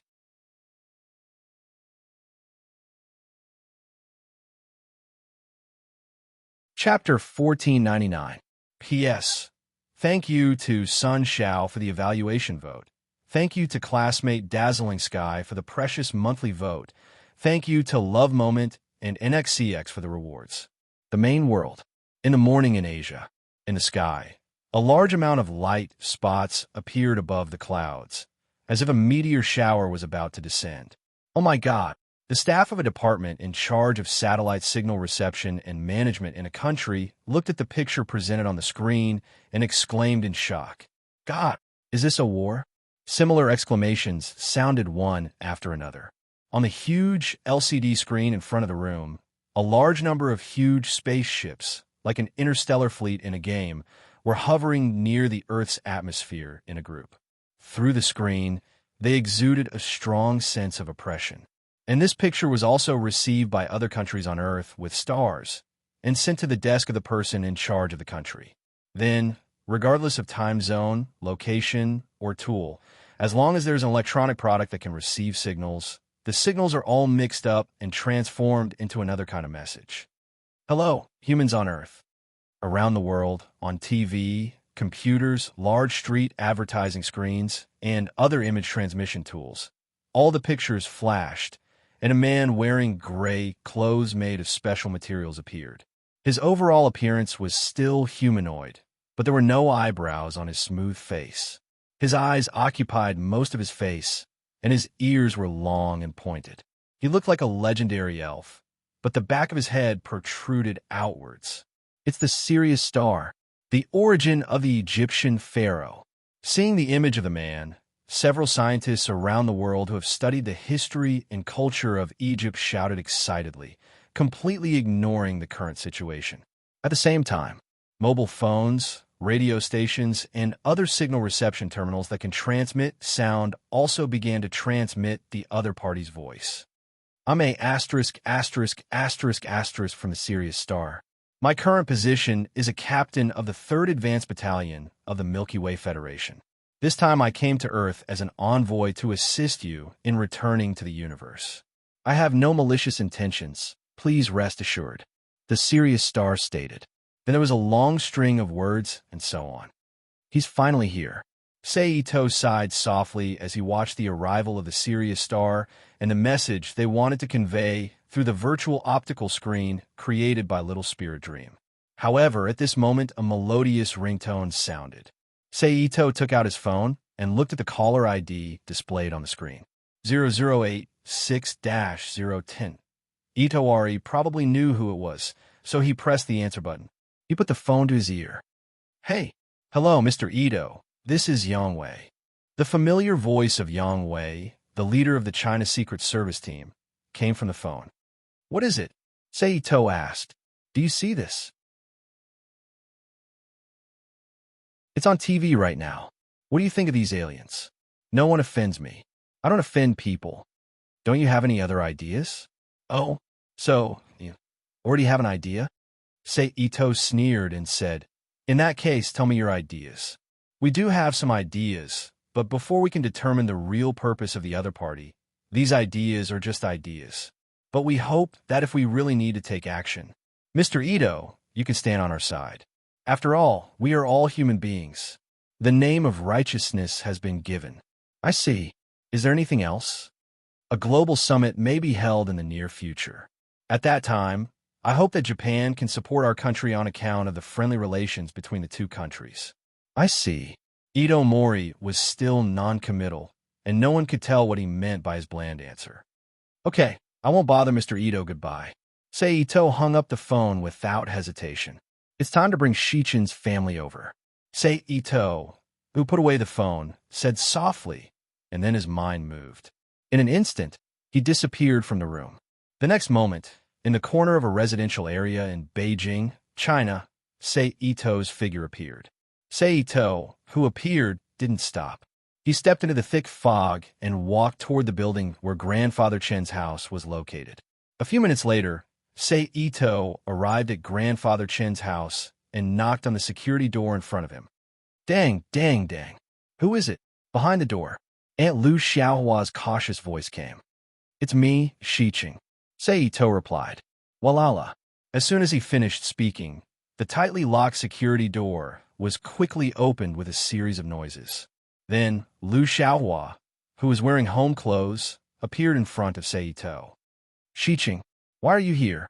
Lu Xiaohua said in surprise, then quickly stepped aside and invited Sei Ito into the house. Seriously, don't you know that it's dangerous outside now? You're running around, and there's a sea between us. What if something happens? Lu Xiaohua scolded. She was referring to a flight accident. Although the thick fog did not affect high-altitude flight, the line of sight was greatly affected. For this reason, many countries' flights had reduced flight headings and staggered the time, using the most difficult method to maintain the smooth flow of international traffic. However, the hidden dangers were still there. At least in the past few days, 2 flights had accidents due to the sudden mutation of the pilots, causing one plane to crash and the other to be forced to land. It's okay. My luck has always been good. Sei Ito, who walked into the house, smiled. Stop talking nonsense. How can you use luck as a guarantee? Lu Xiaohua rebuked. Brother, why are you here? At this time, Chun Shichen, who heard the sound of the door, walked out of the room. When she saw Sei Ito, she was pleasantly surprised. I have something to take care of. Sei Ito smiled, then turned around and looked around the room. He asked curiously, where are the others? Your grandfather is in the room, probably sleeping. As for your uncle, he's still at work. He hasn't been back for a few days. Lu Xiaohua's face was gloomy as she said in a low voice. It's all because of the fog and the mutants outside. Chun Shichen curled her lips and said. After listening to Chun Shichen's complaints, Sei Ito basically understood what was going on. The fog was the same reason. It was the problem of visibility. In the current situation where one could see more than 5 meters away, unless one was walking or riding a bicycle, it was impossible to drive safely. Otherwise, there would be no safety in driving. However, if they were to drive or walk, they would have to be careful of all kinds of accidents and attacks from crazy mutants. Therefore, no matter what, it would not be easy to get home from Shijing Mountain. As for the other problem regarding the mutants, it was because of the identity of his uncle, Chun Yongli, the mayor of Shijing Mountain District. In order to complete the stability issues arranged by the higher-ups, as the mayor, he could not and had no reason to return home. Right, brother, why did you come here this time? Chun Shichen asked curiously. Yeah, why can't you wait until the world is peaceful? Why do you have to do it now? Lu Xiaohua echoed. Actually, it's nothing much. I just want to bring your family to live at my place. Sei Ito smiled lightly. Then he told them the purpose of his visit this time. Lu Xiaohua let out a low cry. Chun Shichen also blinked her eyes and looked at Sei Ito. You have seen the current situation. Now, not only is the outside not safe, even the earth itself is in danger. Therefore, if possible, I still hope that you can stay under my protection and not live here alone. Sei Ito pointed at the news about aliens that was playing on a loop on the TV and explained. Under your protection? Lu Xiaohua asked curiously. Mom, did you forget what I told you before? Brother is not an ordinary person. Chun Shichen explained at the right time. Hearing Chun Shichen's words, Lu Xiaohua immediately remembered what happened when she took the subway to pick up her daughter. That day, Lu Xiaohua was lucky enough to safely arrive at school and saw her daughter, Chun Shichen. Then, the two of them simply packed their things and left the school. Once again, they went back the way they came. But this time, they were unlucky enough to encounter a mutant under the cover of the thick fog. They couldn't do it. For her mother's safety, Chun Shichen exposed her ability and knocked the enemy to the ground. It was also at that time that Chun Shichen roughly told her about Sei Ito's situation. But if even the earth is in danger, what's the difference between staying in the country and going to your world? Lu Xiaohua asked in confusion. Sei Ito smiled slightly and stood up from the sofa. Then, he reached out and grabbed Annie Lu Xiaohua's arm and cousin Qinshichen's arm. Then, he activated the dimensional transfer magic circle. In a flash of light, they disappeared from the room and appeared in a building. The half-plane. This, Lu Xiaohua, who couldn't accept the sudden change, looked at the unfamiliar surroundings and was speechless. Brother, this is your half-plane? Although she often entered the half-plane to train, Chun Shichen, who had been to the area connected to Akakurino City, was curious. Yes, Sei Ito confirmed. What is this? Lu Xiaohua, who had slightly recovered, was confused. The so-called half-plane is an incomplete space attached to the main world. You can just think of it as the Blessed Enclave in ancient legends. Sei Ito first gave a rough explanation. After seeing that Lu Xiaohua was still confused, he directly explained it in the most straightforward way she could understand. Blessed Enclave? So, Shiching, you become a god? Lu Xiaohua looked at Sei Ito with a dumbfounded expression. Although Lu Xiaohua was an intellectual, she couldn't change some of the superstitious thoughts of the older generation in China. Not to mention, she just saw something that couldn't be explained with her knowledge. It was completely normal for her to have this reaction. If it was some unfamiliar old man or woman, they might even kneel down and kowtow. Mom, although you're not completely right this time, it's close. Chun Shichen said with a smile. This is really. Hearing her daughter's words, Lu Xiaohua said really for a long time, but couldn't say anything. Then, she suddenly sighed and said helplessly, although you have good intentions, I'm afraid your grandfather and uncle won't agree. This was indeed a problem. As someone from the older generation, Grandpa Chun, who knew that he might not be able to live for long, was basically thinking of returning to his roots. It was impossible for him to leave his hometown and live in a strange place just because there were no old men or friends he was familiar with here. It was difficult for him to find someone to talk to, play chess with, or relieve his boredom. Perhaps, before he could be harmed by the possible danger, he would be depressed by himself first. Uncle Chinyonli was the same. As a national official who still had some pride and dignity, how could he run away? Try to persuade him, Seito said helplessly. That's the only way. Lu Xiaohua sighed. Then, Seito brought the curious Lu Xiaohua and Shinchin around the deserted half-plane city for a while. Then, he activated the dimensional transfer magic array again and returned to Grandpa Chen's home. Shiching. At this moment, Lu Xiaohua called out hesitantly. What's the matter? Seito smiled. Well, your uncle has been at the unit for a few days. Although he said it was fine on the phone, I'm still a little worried. So, can you go take a look at him? Lu Xiaohua said embarrassedly. I thought it was something serious. It's no big deal. Give me the address of the unit. I'll go take a look. Seito smiled. Hey, wait a moment. I'll write it down for you. With that, Lu Xiaohua turned around and ran to the side. She quickly found a pen and paper and wrote down the address. Here, this is the address of your uncle's unit and his cell phone number. After a while, Lu Xiaohua walked back to Seito and handed him a note. All right, wait a moment. Lu Xiaohua quickly ran back to her bedroom as if she remembered something. Seito smiled and shook his head. He turned to Qinshichin and said, Before your mother convinces Grandpa Chun, the safety here depends on you. Of course, if you really encounter something too dangerous, you can call me directly or ask Linghui to bring your mother and Grandpa Chun in a half-plane. Okay. Qinshichin nodded in agreement. Seito smiled and looked around the room again. Half a minute later, Seito turned his wrist and took out several paper talismans and a few triangular objects with strange patterns on them. He used his teleportation ability to transport these things one by one to the designated location.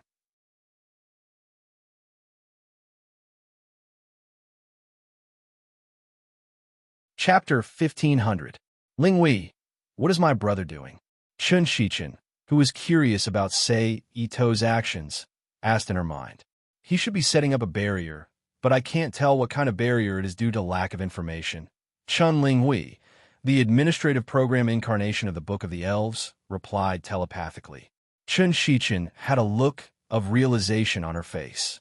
The next moment, a transparent barrier that was visible to the naked eye suddenly appeared when Sei Ito held up his hand seal. It enveloped the entire room, then quickly faded and disappeared into the walls of the room. "Have you asked Lingwei?"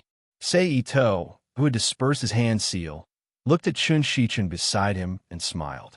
"Yes. Brother, what kind of barrier is this?" Chun Shichen smiled embarrassedly, then asked curiously. "It's an 8-directional spatial lock barrier, a rather powerful barrier," Sei Ito explained. Rather powerful was only relative to Sei Ito's strength. For ordinary people, the barrier's strength was enough to drive them crazy. Without the strength of a rank A, it would be difficult to even shake it, let alone break it. As such, as long as they were in the room, their safety was basically guaranteed. Even if they were unlucky and encountered a powerful person, they could buy enough time for Chun Shichen to send Old Master Chun and the others into the half-plane. In addition, Old Master Chun and the others already had protective treasures in their bodies. In terms of safety, there was basically no need to worry. "Oh," Chun Shichen replied, not fully understanding. After more than a minute, Aunt Lu Xiaohua came out of the bedroom with a cloth bag and came to the front of Ito Sei. "These are clothes for your uncle. Please bring them over," Lu Xiaohua said as she handed the cloth bag to Sei Ito. "Okay." Sei Ito took the cloth bag and looked at Lu Xiaohua. "It's nothing. You can go," Lu Xiaohua said. "Then I'll take my leave." Sei Ito nodded and teleported away from the room. How miraculous. Seeing Sei Ito disappear in an instant, Lu Xiaohua couldn't help but exclaim. Then, he turned to Chun Shichen and said, "Let's go. Let's go grocery shopping." "Oh," Chun Shichen replied unwillingly. There was no other way. Ever since Lu Xiaohua found out about Chun Shichen's strength, she would always call her along whenever she went out to buy groceries. Otherwise, she would rather cook noodles than go out to buy groceries. It was obvious that she was frightened by the mutant. Of course, as a filial girl, accompanying him to buy groceries was not a problem. However, the main reason why Chun Shichen was upset was that even though Lu Xiaohua knew that Chun Shichen had the ability to protect herself, Lu Xiaohua still kept Chun Shichen in the house in the name of safety. This was the main reason why Chun Shichen was unhappy. But she didn't think about it. Even if she was allowed to go out, what was there to play with outside? It would be more comfortable to surf the net at home. On the other side, Sei Ito, who used teleportation, quickly arrived at his uncle Chen Yongli's Shijing district government office. Tisk, they're actually using armed police. Moreover, they're using nuclear weapons. How tense. Sei Ito, who had a clear view of the situation at the entrance of the government office, clicked his tongue and said. Then, he ignored them and walked towards the courtyard like a normal person. Kacha!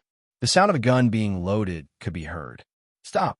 The armed police, who were holding guns, pointed them in the front and shouted. Sei Ito, who didn't want to get into trouble, stopped and raised his hands, indicating that he was not in danger. Who are you? What are you doing here? One of the armed police asked. My name is Chun Shiching. I'm Chen Yongli's nephew. I'm here to give him a change of clothes. Sei Ito replied. After he finished speaking, one of the armed police carefully walked out of the group and came in front of Sei Ito. He took the cloth bag from his hand and looked down to carefully inspect it. After confirming that there were no problems, he turned his head and signaled to his teammates who were on guard. Stand there and wait. The captain of the armed police shouted. Then, he ran into the gatehouse. He picked up the phone inside and dialed the internal line. After about 5 or 6 minutes, a figure walked out of the government building. He quickly walked to the entrance and stood behind the armed police. The person who came was none other than Sei Ito's uncle, Chen Yongli. Chen Yongli whispered a few words into the armed police's ear. The latter immediately signaled for the others to put away their guns and let Sei Ito in. Why are you here? When Sei Ito entered the government building, Chen Yongli asked. At this time, Chen Yongli's appearance was still the same. He was wearing a black suit with a white shirt inside. The collar was tightly tied with a dark blue tie. His face was rosy and his hair was neat. He didn't look like he didn't sleep well at all. And he asked me to come over and see you. Also, I brought you a change of clothes. Sei Ito said as he handed the cloth bag to Qin Yongli. Nonsense. How could she let you come over? Doesn't she know it's dangerous outside? Qin Yongli said loudly with an angry face. Obviously, Lu Xiaohua's behavior made Qin Yongli deeply angry. He didn't know the specific situation. It's not her fault. I'll tell you the details later. Let's go in first. Seito understood that Qin Yongli was concerned about him and smiled. Qin Yongli looked at Seito. Seeing that he didn't have any objections, he nodded and led Seito into the government building. However, something inside the building immediately attracted Seito's attention. In the lobby on the first floor, there were a few places that hadn't been cleaned up yet. It was obvious that there were traces of vandalism on the walls. The cracks formed and spread outwards. Then, as the two moved, a few injured people wrapped in bandages appeared in front of Seito's eyes. Qin Yongli, who also saw all of this, didn't explain and continued to lead Seito. After a while, the two arrived at the mayor's office. Tell me, what's going on? Qin Yongli put the cloth bag with the change of clothes at the foot of the desk, then turned to the water dispenser on the side and poured a cup of water for Ito Seiji with a sullen expression. Seito didn't say anything. He smiled and pointed at the paper cup in Qin Yongli's hand. The next moment, the water protruded from the paper cup and turned into a water rope that flew out of the cup. It twisted and slithered in the air in front of Qin Yongli like a snake. Mutated ability? Qin Yongli's eyes twitched. Although it's different, it can be understood that way. Seito stretched out his hand, and the slithering water snake immediately flew in front of him and turned into a slowly wriggling water ball. He bit down on it. Seeing Ito Mori say this, Qin Yongli didn't ask anymore. He understood why his wife, Lu Xiaohua, sent her nephew over. What happened downstairs just now? Seito asked curiously. Qin Yongli looked up at Seito and explained, a mutated person attacked the government office building. The marks and injuries you saw just now were caused by that mutated person. It seems that the guy has a deep grudge against the government, Seito said casually. Qin Yongli ignored him. What about the mutated person? Seito asked again. He was injured by the armed police and ran away. Since he already said it, Qin Yongli didn't hide it anymore and simply answered. This guy's a problem, Seito said bluntly. Since he dared to attack the government office building, no matter what the purpose was in the beginning, it meant that the person was absolutely courageous. Otherwise, he wouldn't dare to attack the government building after becoming a mutated person. Now, coupled with the fact that he was injured, the mutated person was likely to attack again out of revenge. Qin Yongli ignored him and asked, do you want to have dinner with me later or go home? Let's eat here, Seito said after thinking for a while. Okay. Qin Yongli nodded, walked to the desk, picked up the phone, and dialed. Xiaoli, come in. Okay. Qin Yongli hung up the phone. Dang. At the same time, there was a knock on the door. Come in, Qin Yongli said. Boss. A young man who looked to be in his late 20s opened the door and walked into the room. He greeted Qin Yongli. Needless to say, this must be Xiaoli. Find an empty room for him. Qin Yongli pointed at Seito and ordered. Okay. Xiaoli didn't ask who Seito was and nodded directly. You go with Xiaoli first. I'll call you when it's time to eat. Qin Yongli looked at Seito and said. Seito nodded, got up, and followed Xiaoli out of the mayor's office. Along the way, although the secretary named Xiaoli was curious about Seito's identity, he didn't ask anything when he saw Seito's expression. He directly took him to an empty room with all kinds of office facilities and settled him down. Then Xiaoli said goodbye to Seito and left the room. Seito, who was left alone, didn't hesitate. He sat directly at the desk in the room, turned on the computer on the table, and connected to the internet. However, not long after he started the computer, 5 dark figures gradually walked out of the thick fog. They're right in front. Among the 5, a young man with dyed blonde hair and a ruffian face said angrily, Monkey, what do you think we should do? Next to the blonde-haired young man, a tall man with a buzz cut and a wolf tattoo on his right arm under a short-sleeved t-shirt said fiercely, It's just a few armed police, just use the weapons. Before the blonde-haired young man could speak, Another thin and tall young man with messy long hair and two small metal rings on his eyebrows and tailbone said with disdain, "Don't forget that they have guns in their hands." Among the 5 people, a short man whose eyes were constantly wandering said in a low voice, "Speaking of guns, old you also has one. What are you afraid of?" The thin and tall young man replied.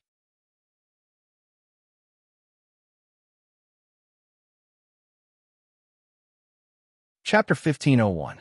While talking and laughing, the 5 shadows arrived in front of the government compound in Shijing district. "Who's there?" "Stop." The armed police raised their guns and asked, "Go, kill these bastards." Among the 5, the yellow-haired man who was shot once and still had a small wound on his calf yelled. As soon as he finished speaking, the 5 shadows moved together and quickly spread out. They rushed towards them at a speed that the armed police couldn't catch up with. "It's a mutant," one of the armed police shouted. The reason why they were so sure was because after a long period of observation, they found that all mutants, regardless of whether they had awakened special abilities or not, were much faster and stronger than normal people. So as long as they were fast enough, they could basically confirm that someone was a mutant. Da-da-da. Intense gunshots rang out in the thick fog. F*CKU. Just then, a mutant suddenly appeared beside an armed police officer. He waved a rubber stick in his hand and hit the armed police officer's head. It was the short man with uncertain eyes. "You dare!" In the armed police, the man who should be the leader roared. He also used inhuman speed to rush to the side of the armed police officer who was about to be attacked and kicked the short man. Bang! The short man who didn't expect there to be a mutant in the armed police was ruthlessly kicked away. "Yellow-hair man, you tricked me.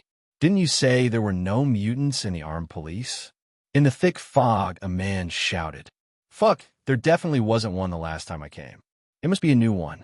The yellow-haired man said loudly, "Old you, use your weapon." The young man with a silver ring on his brow said loudly. Bang! As soon as he finished speaking, a gunshot rang out. Then, the scream of an armed policeman was heard. "Old you, good job." Just when the armed police officers were on guard, a burly shadow suddenly appeared behind them and punched one of the armed police officers in the back. Bang! With a muffled sound, the armed police officer who was attacked was sent flying. The armed police captain glared at the man. He went up to the brawny man and used Qin Di Quan to attack him. Because the two of them were entangled together, and because there was a government building behind them, the armed police couldn't help but stop shooting because they were afraid of accidentally injuring ordinary people. "Go!" At this moment, with a low shout, the other 4 mutants rushed out of the fog. Bang, bang, bang, bang. Kacha, kacha. A series of sounds of fighting and the sound of bones breaking immediately rang out in the government compound. Under the sudden attack of the 4 mutants, the armed police who had yet to enter the mutation stage were defeated in less than 2 moves. Their arms or legs were broken by the mutants' powerful attacks, and they were sent flying to the ground. Then, the mutant bent down and picked up the scattered guns on the ground. "Ha ha ha, there's a gun," the young man with a silver ring on his brow bone said as he raised his gun and fired at the government building. Da-da-da-da. Intense gunshots immediately reverberated in the air. Walla-la-la. Under the bullets flying around, the glass windows of the government building shattered one by one. Awesome. The young man with a ring on his brow bone exclaimed in a carefree manner. However, as soon as his voice fell, the young man with a ring on his brow bone's face changed. Blue veins appeared on his forehead, and his face turned red as if someone covered his mouth and nose. Then, the young man with a ring on his brow bone rolled his eyes and fell to the ground. "Urtsi," the yellow-haired man called out in confusion as he quickly rushed in front of him. He checked the young man with a ring on his brow bone. "He's dead." Then, the yellow-haired man's face changed drastically. "What?" the others exclaimed. In the next moment, the yellow-haired man's face changed again, and then he suddenly opened his mouth and let out a long scream. In this scream, the yellow-haired man's 4 limbs were like a towel that was wrung dry. Each of them turned into a spiral shape and fell softly on the ground. Needless to say, this guy's limbs were completely crippled. Even if a doctor went to treat him, it would be amputation. "Who's there? Come out." Among the 5 people, the only young man who looked more like a good person, Old You, held a gun in each hand and glanced around and shouted. Then, the second after his voice fell, Old You felt a pain in his head, and then he fainted without knowing anything. If someone could use an X-ray to detect his brain at this time, they would find out. Old You's brain at this time was completely out of its normal shape.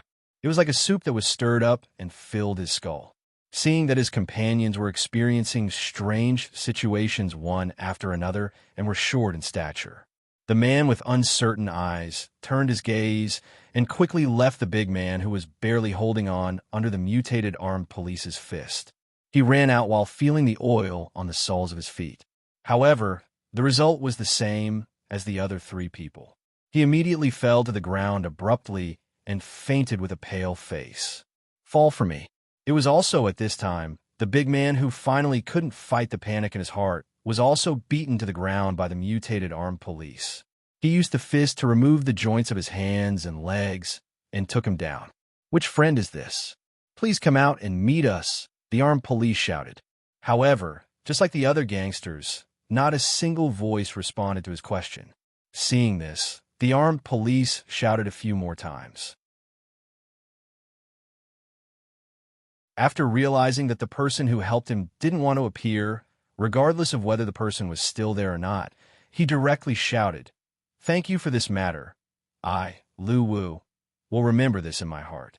In the future, if you need anything, as long as I, Lu Wu, can do it, I will do my best."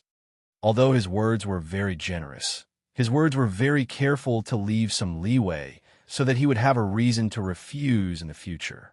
At the window of a room in the government building, Sei Ito, who had a light smile on his face, retracted his gaze and sat back on the chair to play with the computer again.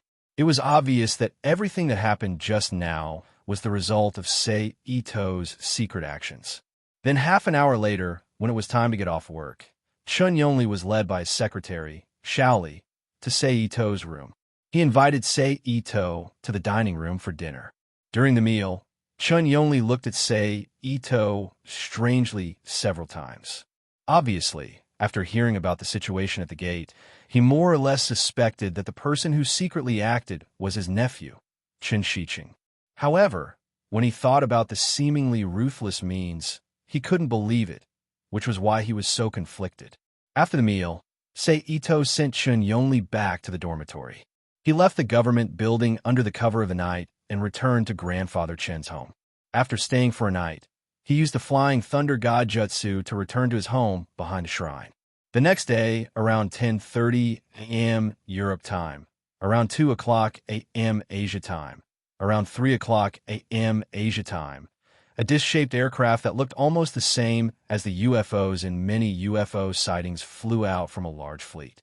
It then turned into a stream of light and flew through Earth's atmosphere, descending toward New York. It turned out that after a day of buffer, it was time for the prearranged meeting between the leaders of Earth and the members of the so-called advance team of the Milky Way Federation. Under the high-speed movement of the alien technology aircraft, it took less than a minute for the aircraft to appear in the sky above the United Nations headquarters building in downtown New York. Looking at it through the monitor, it didn't seem like much, but when compared to the United Nations headquarters building on the ground, it was obvious that this aircraft, which seemed to be many times smaller than the Space Fleet ships, was huge. From visual estimation, the diameter of the aircraft was more than 300 meters, casting a large shadow in the sky like a canopy. The light on the outside was delicate and almost no traces of artificial welding could be seen. Only the red and green flashing lights that looked like signal lights were constantly flashing on it. Then, at the center of the disc-shaped aircraft's bottom, a circular gap suddenly opened, revealing the bright light inside the aircraft. Then, an invisible energy beam shot out from the gap and fell straight to the ground, leaving a circular depression about 10 meters in diameter on the cement platform in front of the United Nations headquarters building. Then, a disc floated out from the gap of the aircraft, carrying 5 aliens who were walking upright, but were definitely not human, and slowly landed on the ground. Among these 5 people, one of them was the serious asterisk that appeared in the previous global communication. He stood at the center of the team and looked like the leader of this team. And around him, there was an alien with dark green skin and scales on the surface. In terms of appearance, it was a lizard-like alien that could walk upright. An alien more than 2 meters tall with a slender body and multiple limbs that looked like a giant praying mantis. A brown wrinkled alien with a long nose that looked like an elephant's trunk on the basis of a goblin. And a female alien that was the same as a human except for her all-white eyes that emitted light and her ears were composed of several blue crystals. At the same time, the United Nations, as the representative of the leaders of the Earth, hurriedly sent a grand team to the square to welcome the alien messenger team that was about to descend on the ground. Welcome to Earth, dear alien visitors. When the disc landed in the depression on the ground, a white man at the front of the human welcoming team walked nervously to the 5 aliens and extended his sweaty hand. Hello, my lost compatriots on Earth. The Sirius stepped down from the disc, reached out and shook hands with the white man, and spoke in absolutely fluent American English. This time, the Caucasian man smiled dryly at his fellow countrymen.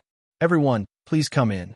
The leaders of the various countries on Earth have been waiting inside for a long time. The white man retracted his hand and opened his arms to lead the way.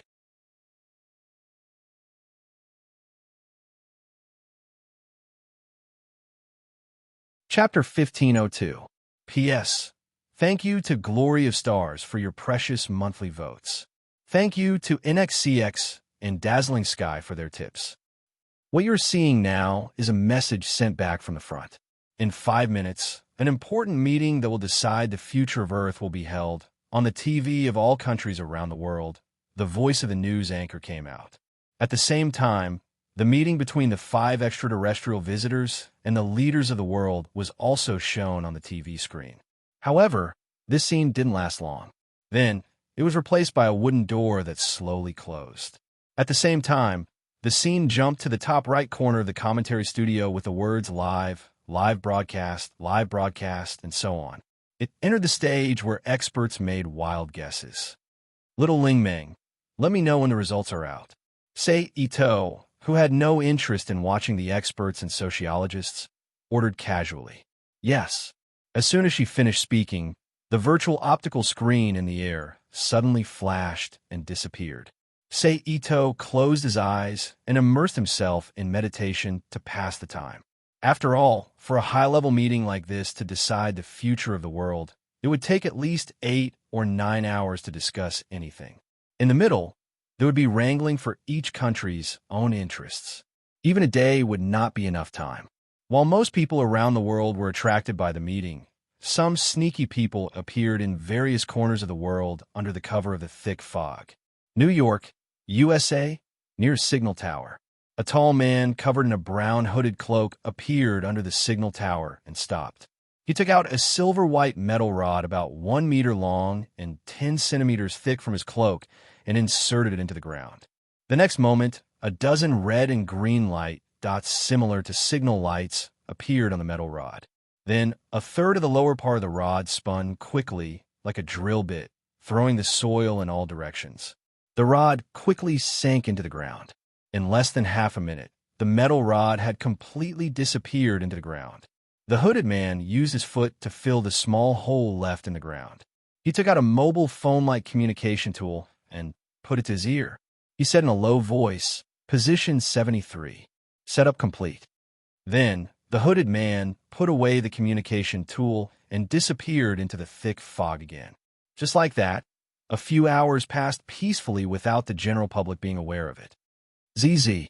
At this moment, a signal disorder phenomenon that seemed to have been affected by strong electromagnetic interference suddenly appeared, causing the global summit broadcast in various countries and cities around the world to appear as if the signal had disappeared. Master. At the same time, Little Spirit Dream's figure reappeared in front of Sei Ito and reported in an urgent voice. Itosei's eyebrows moved slightly, and he opened his eyes. Global strong magnetic wave spreading phenomenon has been detected. Due to its influence, global communications have been interrupted. Wireless transmission signals have been canceled out. Some factories have exploded due to voltage conversion, and the subsequent effects are still spreading. Little Ling Ming waved her hand and summoned a virtual optical screen. Then, she displayed some of the images that she could still monitor. "What about us?" Seito asked. "The Black Sphere System's network signal has been interfered with. Currently, the communication frequency is being recompiled. However, before the compilation is completed, the Black Sphere network can no longer achieve global connectivity. Within a metropolitan area, including the wired communication network, all communication systems were cut off. Some of the functions of the city's multifunctional intelligent robots have been damaged. At present, the city's public security, medical, security, and other intelligence systems are all paralyzed or partially paralyzed. The nanomachines network has been interfered with. Some of the nanomachines have fallen into a state of crash and require emergency repair. Apart from this, water, electricity, gas, and other daily necessities are all normal." Little Spirit Dream reported the information related to Akakurino City one by one. Seito narrowed his eyes. Then, he ordered, "My orders are, first, immediately activate the city's protective barrier. Second, immediately begin deciphering the Bobo and other related information of the external interference. Use the fastest speed to find a countermeasure and a solution. Third, open the interplanar teleportation gate and mobilize the guardian spirits into the city. They will temporarily replace the multifunctional robots in maintaining the city's public security and security. Fourth, issue a citywide ban. No one is allowed to go out at will. At the same time, mobilize all active police officers and staff of the Special Personnel Administration to participate in the security work. Above, yes." Little Spirit Dream was like a soldier receiving orders. Seito solemnly replied. Then, Little Spirit Dream's figure dissipated into countless photons and disappeared before Seito's eyes. At the same time, the Chinese-style towers, the Western-style magic towers, the technologically advanced obelisks, and the surface of a stone tablet shone with a gentle light. A huge transparent barrier enveloped the sky above Akakurino City. Then, it flickered twice and became transparent, disappearing into the air. Waves of natural energy began to gather in the sky above Akakurino City. Apart from the enchanted field, in one of the warehouses in the inner part of the city that was divided into warehouses, a huge mid-dimensional teleportation ritual circle that occupied the entire surface area of the warehouse lit up all of a sudden. Then, in a huge beam of light that descended from the sky, dozens of guardian elves of different appearances that were created according to the Guardian Knight system of the Book of Night appeared in the warehouse. When the light dissipated, the guardian fairies quickly rushed out of the warehouse and flew into the sky with flight spells. They flew to various parts of Akazuya City, and as they flew, they used sound amplification magic to transmit the forbidden order. Then, after the multifunctional intelligent robots took over the public security work, even the police officers of the police station, who were basically idle at home, put on their uniforms and held special tools in their hands. They began to take over public security. Little Spirit Dream, who is the core control terminal of Akakurino City, buzzed and entered a state of full operation. She began to decipher the strong magnetic waves that appeared in the outside world. Seeing Little Spirit Dream leave, Seito stood up and moved to the corridor outside the room. He raised his head and looked at the sky. In the originally empty sky, the artificial angel that had entered a state of invisibility since the end of the monster tide appeared in the sky. It appeared as though it was unable to maintain its physical body and was faintly discernible. Sure enough, the changes in the Black Sphere network have also affected the situation of the artificial angel, Seito thought to himself. What was the artificial angel? Using the words of the hanging man from the magic forbidden world, It was the angel of science. The principle of its creation mainly relied on the condensation of the AIM field. Although some things had changed after arriving in this world, the basic principle was still the same. Thus, after the Black Sphere Network, which had replaced the artificial celestial realm created by Misaka's sisters in the Magic Forbidden World, was cut off, the artificial angel that had been strengthened to the level of a Leia rapidly declined. It could only rely on the subconscious waves provided by the residents of Akakuruno City to maintain its existence. It should not be forgotten that the human subconscious was actually also a kind of wave. Under the impact of the high magnetic waves, it would also be affected. Thus, in the current situation, the artificial angel had suffered a great deal of damage from this impact. Then, Seito retracted his gaze. He turned around and walked toward another empty room. Just as he was about to reach the room, Little Spirit Dream's voice rang out beside his ear once more. "Master, there's a new situation." After saying that, a virtual optical screen appeared before him. At this time on the screen, more than 10 fully armed aliens stood in the conference hall of the Global Summit Conference. They aimed the energy weapons in their hands at the representatives of various countries and the 5 extraterrestrial visitors. This is the scene that was suddenly broadcasted after the global signal was cut off. Moreover, it is a global live broadcast, Little Spirit Dream explained. Seito's eyelids twitched when he heard that. He realized some things. It was too much of coincidence. Or rather, the preparations were too thorough. Cutting off the global communication network made it impossible for everyone to know the real situation at the United Nations headquarters. It caused the people to fall into an unknown state of anxiety and panic. Regardless of the authenticity of the words that were released later, it would inevitably bury a seed of fear in the hearts of the people watching. It would cause the people to be suspicious and wary of the purpose of the extraterrestrial visitors. Even if the 5 extraterrestrial visitors in the current scene were being held hostage, it would still be the same. In this way, regardless of whether the people from the Milky Way Federation really wanted to help the humans complete the ascension of Earth, they would not be easily accepted by the humans. In other words, it would be tantamount to a failure. Coupled with the current situation of losing contact, the panic would further intensify. Chaos would inevitably arise. Because of the lack of communication, even global resistance could not be achieved. At that time, with the expansion of the ambitions of some ambitious people and the guidance of some aliens with ulterior motives, Earth would completely fall into a state of chaos. It had become the environment that the losers who wanted Earth to rise hoped for, because only chaos would be able to better attract faith. Just to say Ito was thinking of this. In the scene, the representatives of various countries and the 5 extraterrestrial visitors were escorted out of the United Nations headquarters under the escort of fully armed alien soldiers. They waited on an alien spaceship and disappeared into the horizon. Fortunately, the people on Earth did not trust this group of aliens, except for the United States because it was the host. Other than the president, who had to attend, most of the other countries sent their second-in-command. This kind of person could represent the country and would not affect the operations of the government. Therefore, the situation was not too serious.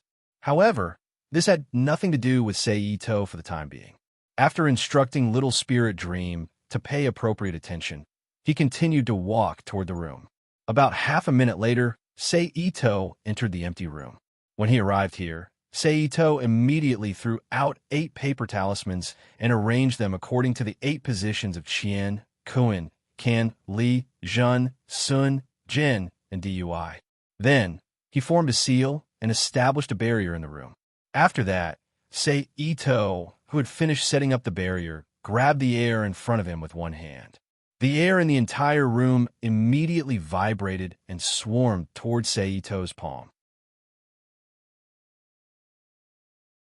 In just over 2 minutes, the air in the entire room was completely compressed into a ball and was thrown into a different dimension by his spatial ability. At this time, the entire room had become a state of vacuum. Then, Seito opened the Rubik's Cube world and released a room of fresh air.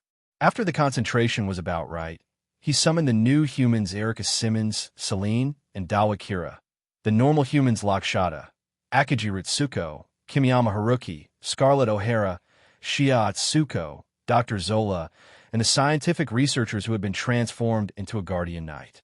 They covered almost half of the large laboratory. Activate the protection program.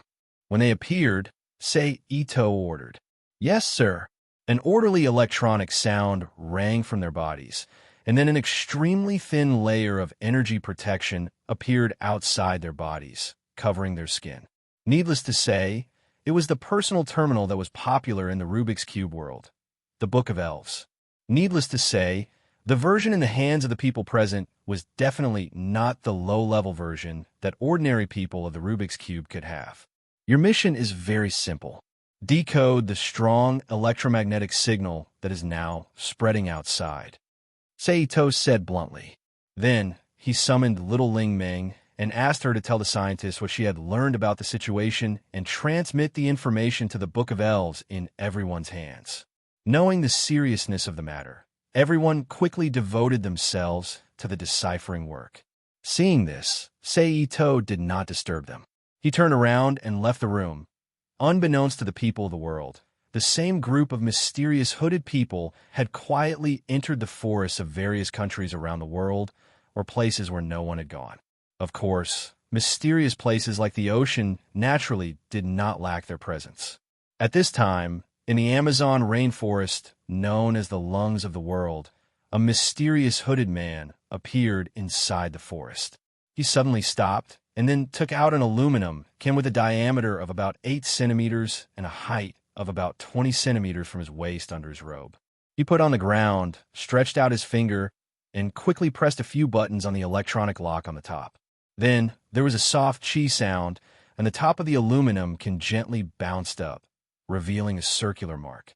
Then, 4 vertical marks appeared on the bottom of the aluminum can, like a banana peel being pulled open, revealing an aluminum alloy cylinder with numerous small holes inside.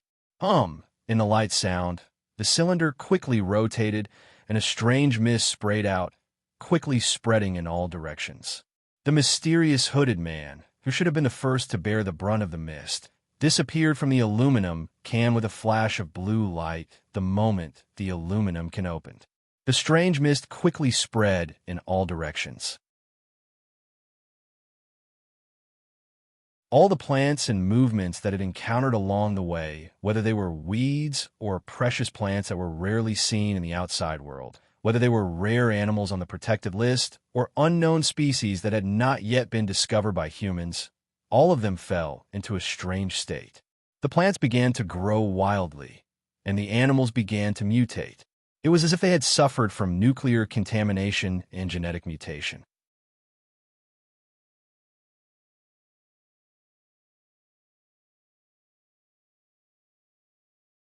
Chapter 1503. This show is finally over. In the vast universe, in a battleship of a large space fleet group, the Sirius Star, who had previously brought peace to the people of Earth, sat comfortably on a chair that looked like a slime transformation and said, "You're playing with fire." In front of the bridge of the spaceship opposite the Sirius Star, the female alien who maintained a human appearance looked away from the blue planet outside and turned to look at the Sirius Star.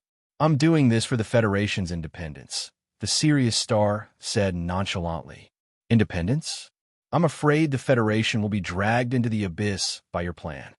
If you want independence, you have to pay a price," the Sirius Star said to the female alien with a smile like a nobleman's. "By the way, what's the situation with the Orion Empire?" Then, the Sirius Star said seriously, "There's still no movement from the Orion star cluster, but you saw the situation on Earth. It should be their doing," the female alien replied with an equally serious face. "I'm afraid there are also people from the Federation involved." The Sirius Star stood up and walked to the bridge. He placed his hands on the protruding platform of the bridge and looked at the beautiful Earth outside the window with a sneer. Otherwise, why would the Faith virus appear in the 3rd batch of genetic code information bodies? The female alien was silent. "Forget it. Since things have come to this, we'd better do our job well. I hope those people on Earth can collapse quickly. Only then will we have a reason to completely intervene in Earth's affairs and obtain the Armani Hall. The Sirius star propped himself up and sighed. Don't forget the existence of those people. The female alien turned her face, glanced at Earth, and reminded him. I don't know if the records in the Federation's data are true. Are there really people on Earth who can resist our power? The Sirius star tilted his head and looked at the female alien. Since even the Orion Empire has to be so cautious, I believe they exist, the female alien said calmly. We've been infiltrated for thousands of years and haven't seen those people come out to interfere. I really don't know if they don't care about us at all. Or is their intelligence just SOSO? The Sirius star sneered. The female alien did not answer. At this time on the ground, the previous impact finally began to ferment. Chaos once again broke out uncontrollably, and this time, it was even more violent and uncontrollable than before. Even in countries like the United States, where guns were allowed, hundreds of people were killed in gunfire and chaos almost every day. Even the military and police could not suppress them. It couldn't be helped. Now that global communications were restricted, mobilization and tracking had become a problem. It was impossible to effectively deploy a team, so it was even more difficult for other people to send people to capture them. In addition, the thick fog had yet to disperse, and they had lost the help of the GPS positioning system due to strong electromagnetic interference. He couldn't even find a way forward. Amidst the chaos that affected the entire world, the mutated animals once again made their appearance, revealing their sharp fangs as jungle animals as they silently captured the fresh food known as humans. Under the influence of these two situations, a chain reaction began to occur. Because of the fear of the dangers outside and the loss of access, the workers in the various factories did not dare to leave their homes. Naturally, they were unable to enter the various factories and service departments to work, and there were no workers to work. Naturally, the corresponding products could not be produced, and the corresponding finished products in the inventory could not be sent to various stores and supermarkets for people to purchase. As a result, the supply chain of goods was broken, and supplies began to become scarce. But at the same time, except for some people who were naturally bold and had skills and abilities, ordinary people did not dare to leave their homes to go to supermarkets and shopping malls to buy necessities.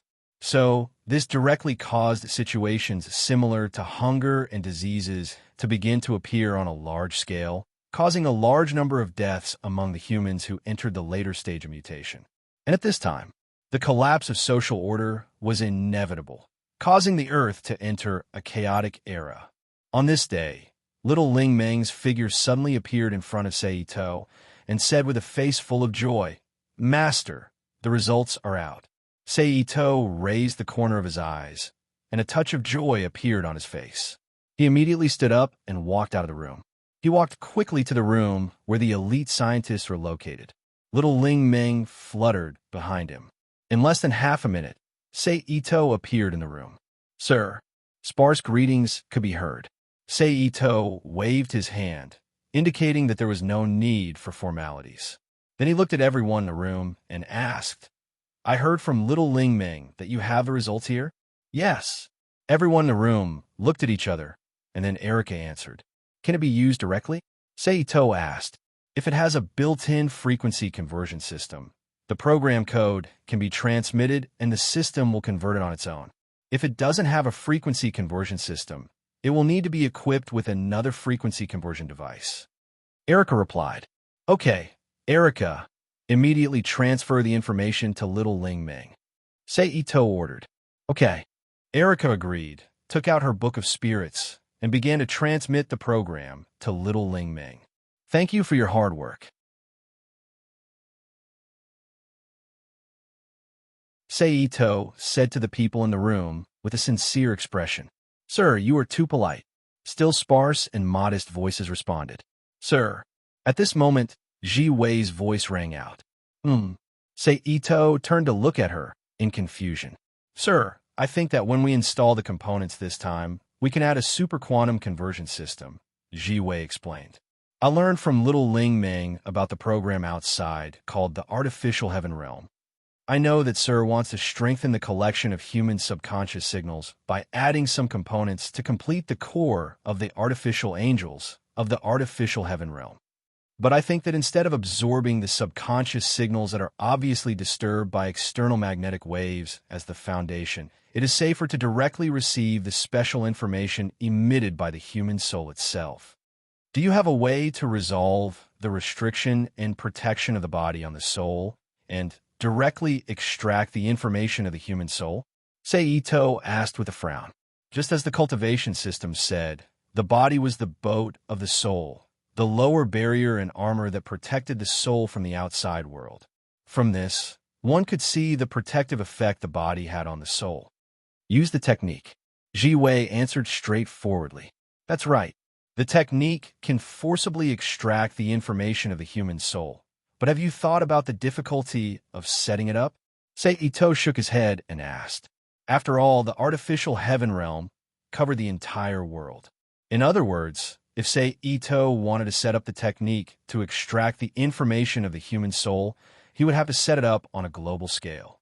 Not to mention the possibility of success. The things that would happen during this period of time would be enough to drive Seito crazy. I know. What I mean is, only within this city. Ji Wei explained. I can think about it. Seito frowned slightly and nodded. Sir, by extension, the virtual game system in the city is also a very good platform to collect the information of a human soul. Ji Wei reminded again. I believe that in terms of effect, it is not weaker than extracting the information by force using the technique. It is also very suitable for global promotion. Hearing this, Seito's eyes immediately lit up. He was a little tempted. I will consider this matter carefully. Seito nodded with a serious face. Seeing this, Ji Wei smiled slightly and did not say anything. Seito glanced at the others. After seeing that no one spoke, he sent them back to the Rubik's Cube world. Among them, those who had nothing to do were directly sent back to their respective homes to rest, while those who still needed to be responsible for the component manufacturing like Erica were sent back to the big laboratory. Master, do we send it now? After everyone disappeared, little Ling Ming asked. Send it. As long as the Black Sphere network is restored, we will not be so passive here. Seito smiled. Yes, Master. As soon as little Ling Ming's voice fell, her eyes immediately turned crimson. Then, a large number of data streams began to be generated and were sent out through the technological obelisk built in Akakrino City, which was part of the city's defense barrier system. In an instant, a ripple invisible to the naked eye rushed to the surroundings and the universe. Almost the next moment after this ripple spread out, a few fluorescent green words, receiving, immediately appeared on the surface of the Black Sphere in the Black Sphere Room in downtown Tokyo. Then, a waterfall of fluorescent green data flowed out of the surface of the Black Sphere and slid quickly. It was not until a few minutes later that the words, receiving complete, appeared on the surface of the Black Sphere that a colorful laser beam with changing colors flew out from the Black Sphere. It passed through the room and shot to the other Black Spheres in Japan and the Black Sphere Transmission Transit System in the universe in a special way. In this way, under the continuous point-to-point transmission, in less than an hour, the Black Sphere system all over the world completely returned to normal and reconnected with the artificial angel in Akakarino City. At the same time, the shape of the artificial angel that had been changing in the sky above Akakarino City instantly stabilized, then gradually turned into nothingness and disappeared. Then, after more than half an hour, the nanomachine levitating helix above Akakarino City, which was half dead, returned to normal. Then, the semi-suspended, multifunctional intelligent robots, the city communication system, wireless transmission system, special medical tools inside the hospital, and other modern and ultra-modern technological items in the city returned to normal. Akakarino City returned to its usual state again.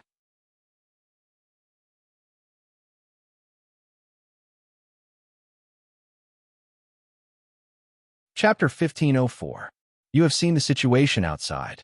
Even if it's not for your own sake, for the safety of Shichen and her parents, you should accept my suggestion and leave with me. In the main world, in the capital, in Grandpa Chen's house, Sei Ito, who appeared here again, said to Grandpa Chun, who was frowning. Next to Sei Ito and Grandpa Chun, there was Aunt Lu Xiaohua with a worried face and Chun Shichen with a bad expression. It was already the third day of the world's disconnection, and the entire social environment had completely entered a period of collapse. Therefore, considering the possibility of a war between humans and aliens in the future, Sei Ito had to come to Grandpa Chen's house again to persuade him to leave with him. That's right, Dad. It's not like you didn't see how messy the neighborhood is right now. If it weren't for Shichen at home, we might not even be able to eat a fresh meal, Lu Xiaohua added from the side. And Dad, Shichen is not an outsider. He's your grandson. What's wrong with us going to his place? What's wrong? Hearing this, Old Master Chen suddenly laughed out of anger. He slapped the wooden tea table in front of him and said loudly, "That's Japan. I almost died in the hands of those bastards in Japan back then. What do you think?" This. Lu Xiaohua couldn't help but turn her head to look at Sei Ito. "Then it's fine as long as it's not Japan, right?" Sei Ito asked. "Yes, as long as it's not Japan. Even if you take us to the wilderness, I'll go with you." Grandpa Chun said affirmatively. "Okay, then it's settled," Sei Ito said with a sinister smile. At the same time, Chun Shichen also smiled. "Auntie, pack up. I'll take you away." Sei Ito turned his head and said to Lu Xiaohua, Okay. Lu Xiaohua quickly agreed, then stood up and ran into the house to pack up. "Kid, I'm telling you, if I find out that you're taking me to Japan, don't blame me for hanging myself." Looking at his daughter-in-law, who quickly ran into the house, Old Master Chen fiercely looked at Sei Ito and said with hatred, "Don't worry, it's definitely not Japan," Sei Ito said confidently. "Isn't it just Japan? There are many places in the Rubik's Cube world. If you want China, you have China. If you want foreign countries, you have foreign countries. There were even extraterrestrial planets and outer dimensions. He could definitely arrange it." As for the original half-bit wall, after discovering that there might be a war between Earth and an alien civilization, Sei Ito wasn't sure if the other party had the technology to break through the space barrier. But just in case, Sei Ito directly rejected the half-bit wall. "Shichen." Sei Ito stood up and said, "You stay at home. I'm going to check on your father." "All right." Chun Shichen nodded. Sei Ito didn't say much and directly disappeared in front of Old Master Chun. Although he already roughly knew that Sei Ito had magical means, when he saw it for the first time, Old Master Chen's face was still filled with shock. His lips trembled and he couldn't speak. "What the hell? Do you think you can do it with your brother?" After a while, Old Master Chun, who slightly recovered from his shock, turned to look at Chun Shichen and asked her by her nickname. "I can, but I can't do it as casually as my brother. Also, my brother relied on himself. I relied on external forces," Chun Shichen replied. "Oh." Old Master Chun was absent-minded and casually responded. On the other side, Sei Ito, who used teleportation, once again appeared in the unit where Uncle Chen Yongli worked. Sei Ito released his mental power and enveloped the entire office area, searching for traces of Uncle Chen Yongli. However, under the scan of his mental power, there was no trace of Uncle Chen. There wasn't even a shadow of a mouse in the entire building, let alone a person. It was as empty as a haunted house. Seeing this, Sei Ito didn't hesitate and immediately appeared in the dormitory area. He released his mental power again and scanned the entire dormitory area. Soon enough, Chen Yongli's figure appeared in his spiritual perception, even though he had a decent image. At this time, Sei Ito's silhouette flashed. He appeared in Uncle Chen Yongli's dormitory. The dormitory's environment was not bad. It had a bedroom, living room, and bathroom layout. The total space was about 50 square meters, and the walls were painted white. It was bright and clean. The interior design was simple, but it didn't lose its homely color. A bright incandescent lamp lit up the dark room due to the clouds. At this time, Uncle Chun Yongli, who was the owner of the room, was sitting on the bed in the bedroom. The collar of his white shirt was open. His eyebrows were furrowed, and he was smoking a half-burnt cigarette. Ito, who appeared in the room, reached out his hand and knocked on the door. Knock, knock, knock. Hearing the sound, Chun Yongli subconsciously turned his head to look at the door. Why are you here? And how did you get in? Why didn't I hear the door? Seeing Ito standing there, Chun Yongli's expression changed slightly as he stood up and asked one after another. I'm here to take you away. As for the rest, I naturally have my ways. Ito smiled. Take me away? How do I leave? Chun Yongli asked with a frown. You'll know this later. Ito smiled, then turned his head to look at the room and asked, Is there anything you want to bring? Chun Yongli looked at Ito, who didn't intend to answer, and simply shut his mouth. He put out the remaining cigarette and began to pack up the things in the room. There weren't many things, just a few changes of clothes and a notebook to record things, so a travel backpack was enough. It's done, Chun Yongli said. Ito nodded slightly, then teleported and disappeared from the room with Chun Yongli. A few seconds later, they reappeared in their home outside the second ring road. Dad, Yongli! Seeing Chun Yongli suddenly appear in the room, Chun Shichen and Elder Chen called out to him. Dad Shichen? Chun Yongli, who was still in disbelief, called out in shock. At this time, Lu Xiaohua, who heard Chun Shichen's call, ran out of the house. After seeing Chun Yongli in one piece, she let out a sigh of relief and was overjoyed. Obviously, in the past 3 days when they lost contact, her heart was filled with worry and fear for her husband. Xiaohua. Seeing Lu Xiaohua, Chun Yongli's eyes flashed with excitement. Okay, who can tell me what's going on? Chun Yongli was a government official after all, so his mind was relatively strong. He quickly recovered from his excitement and turned to ask Ito, Elder Chun, and the others. It's like this. Chun Shichen looked at the others and explained. With Chun Shichen's concise explanation, Chun Yongli understood the current situation at home. Everyone's gaze fell on Chun Yongli, waiting for his decision. Although the other side seemed to have come to an agreement at the critical moment as the pillar of the family, Chun Yongli's opinion was the most important. If he decided not to leave, then the others would definitely not leave. At that time, other than using force, there was basically no other choice. It's good to leave. After a moment of silence, Chun Yongli sighed and decided. Ito Mori could understand why Chun Yongli let out such a long sigh. This decision not only meant that the official career he had been working so hard for was completely cut off, but he would also have to leave his hometown and go to an unfamiliar place. However, considering the current social environment and the safety of his family, Chun Yongli had to make this decision. Fortunately, that place was chosen by his nephew and would more or less take care of his family, so he didn't have to worry about living from the start. However, when he thought about living under someone else's roof from now on, the proud Chun Yongli couldn't help but have a gloomy expression in his eyes. After that, Elder Chen's family members, including Ito, didn't say anything. They silently packed up their belongings and took out everything that was valuable, could be brought, and could be used in the future. After more than an hour, they finished packing. For the 5 large suitcases were placed in the living room. Shichen, keep those things. Ito turned to Chun Shichen and said. Chun Shichen nodded and summoned the Book of the Fairies. She put all the suitcases in front of her into the book's dimension. Seeing this, Chun Yongli couldn't help but look at his daughter in amazement. He didn't expect that in just a short period of time, even she had the means to leave. He couldn't help but sigh at how the world had changed so much and how the future belonged to the young. You didn't leave anything behind, right?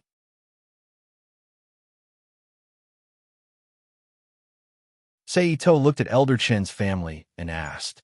No, Lu Xiaohua said on behalf of Elder Chen's family. Okay then, let's go. Ito, Elder Chen, Chun Yongli, Lu Xiaohua, and Chun Shichen disappeared from the room together. The next moment, they appeared in an empty house in the southern ecological city of the Rubik's Cube world. We're here, Ito said. The house was very large, more than 100 square meters. It had 4 rooms, 1 living room, 1 kitchen, 2 bathrooms, and a balcony. It was enough for Elder Chen's family to use.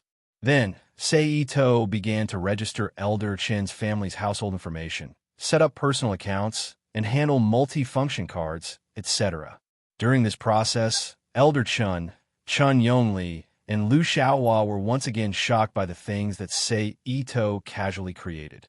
It was something that only appeared in sci-fi movies. After a while, Seito erased the virtual optical screen in front of him. With a flip of his hand, he took out 3 low-end, civilian elven books. Elven books? Chen Shichen was shocked. Yes, it's a popular product here. It's not only proof of your identity, but also acts as a trade item that you need in your daily life. It's an indispensable tool for everyone. Seito gave a rough explanation.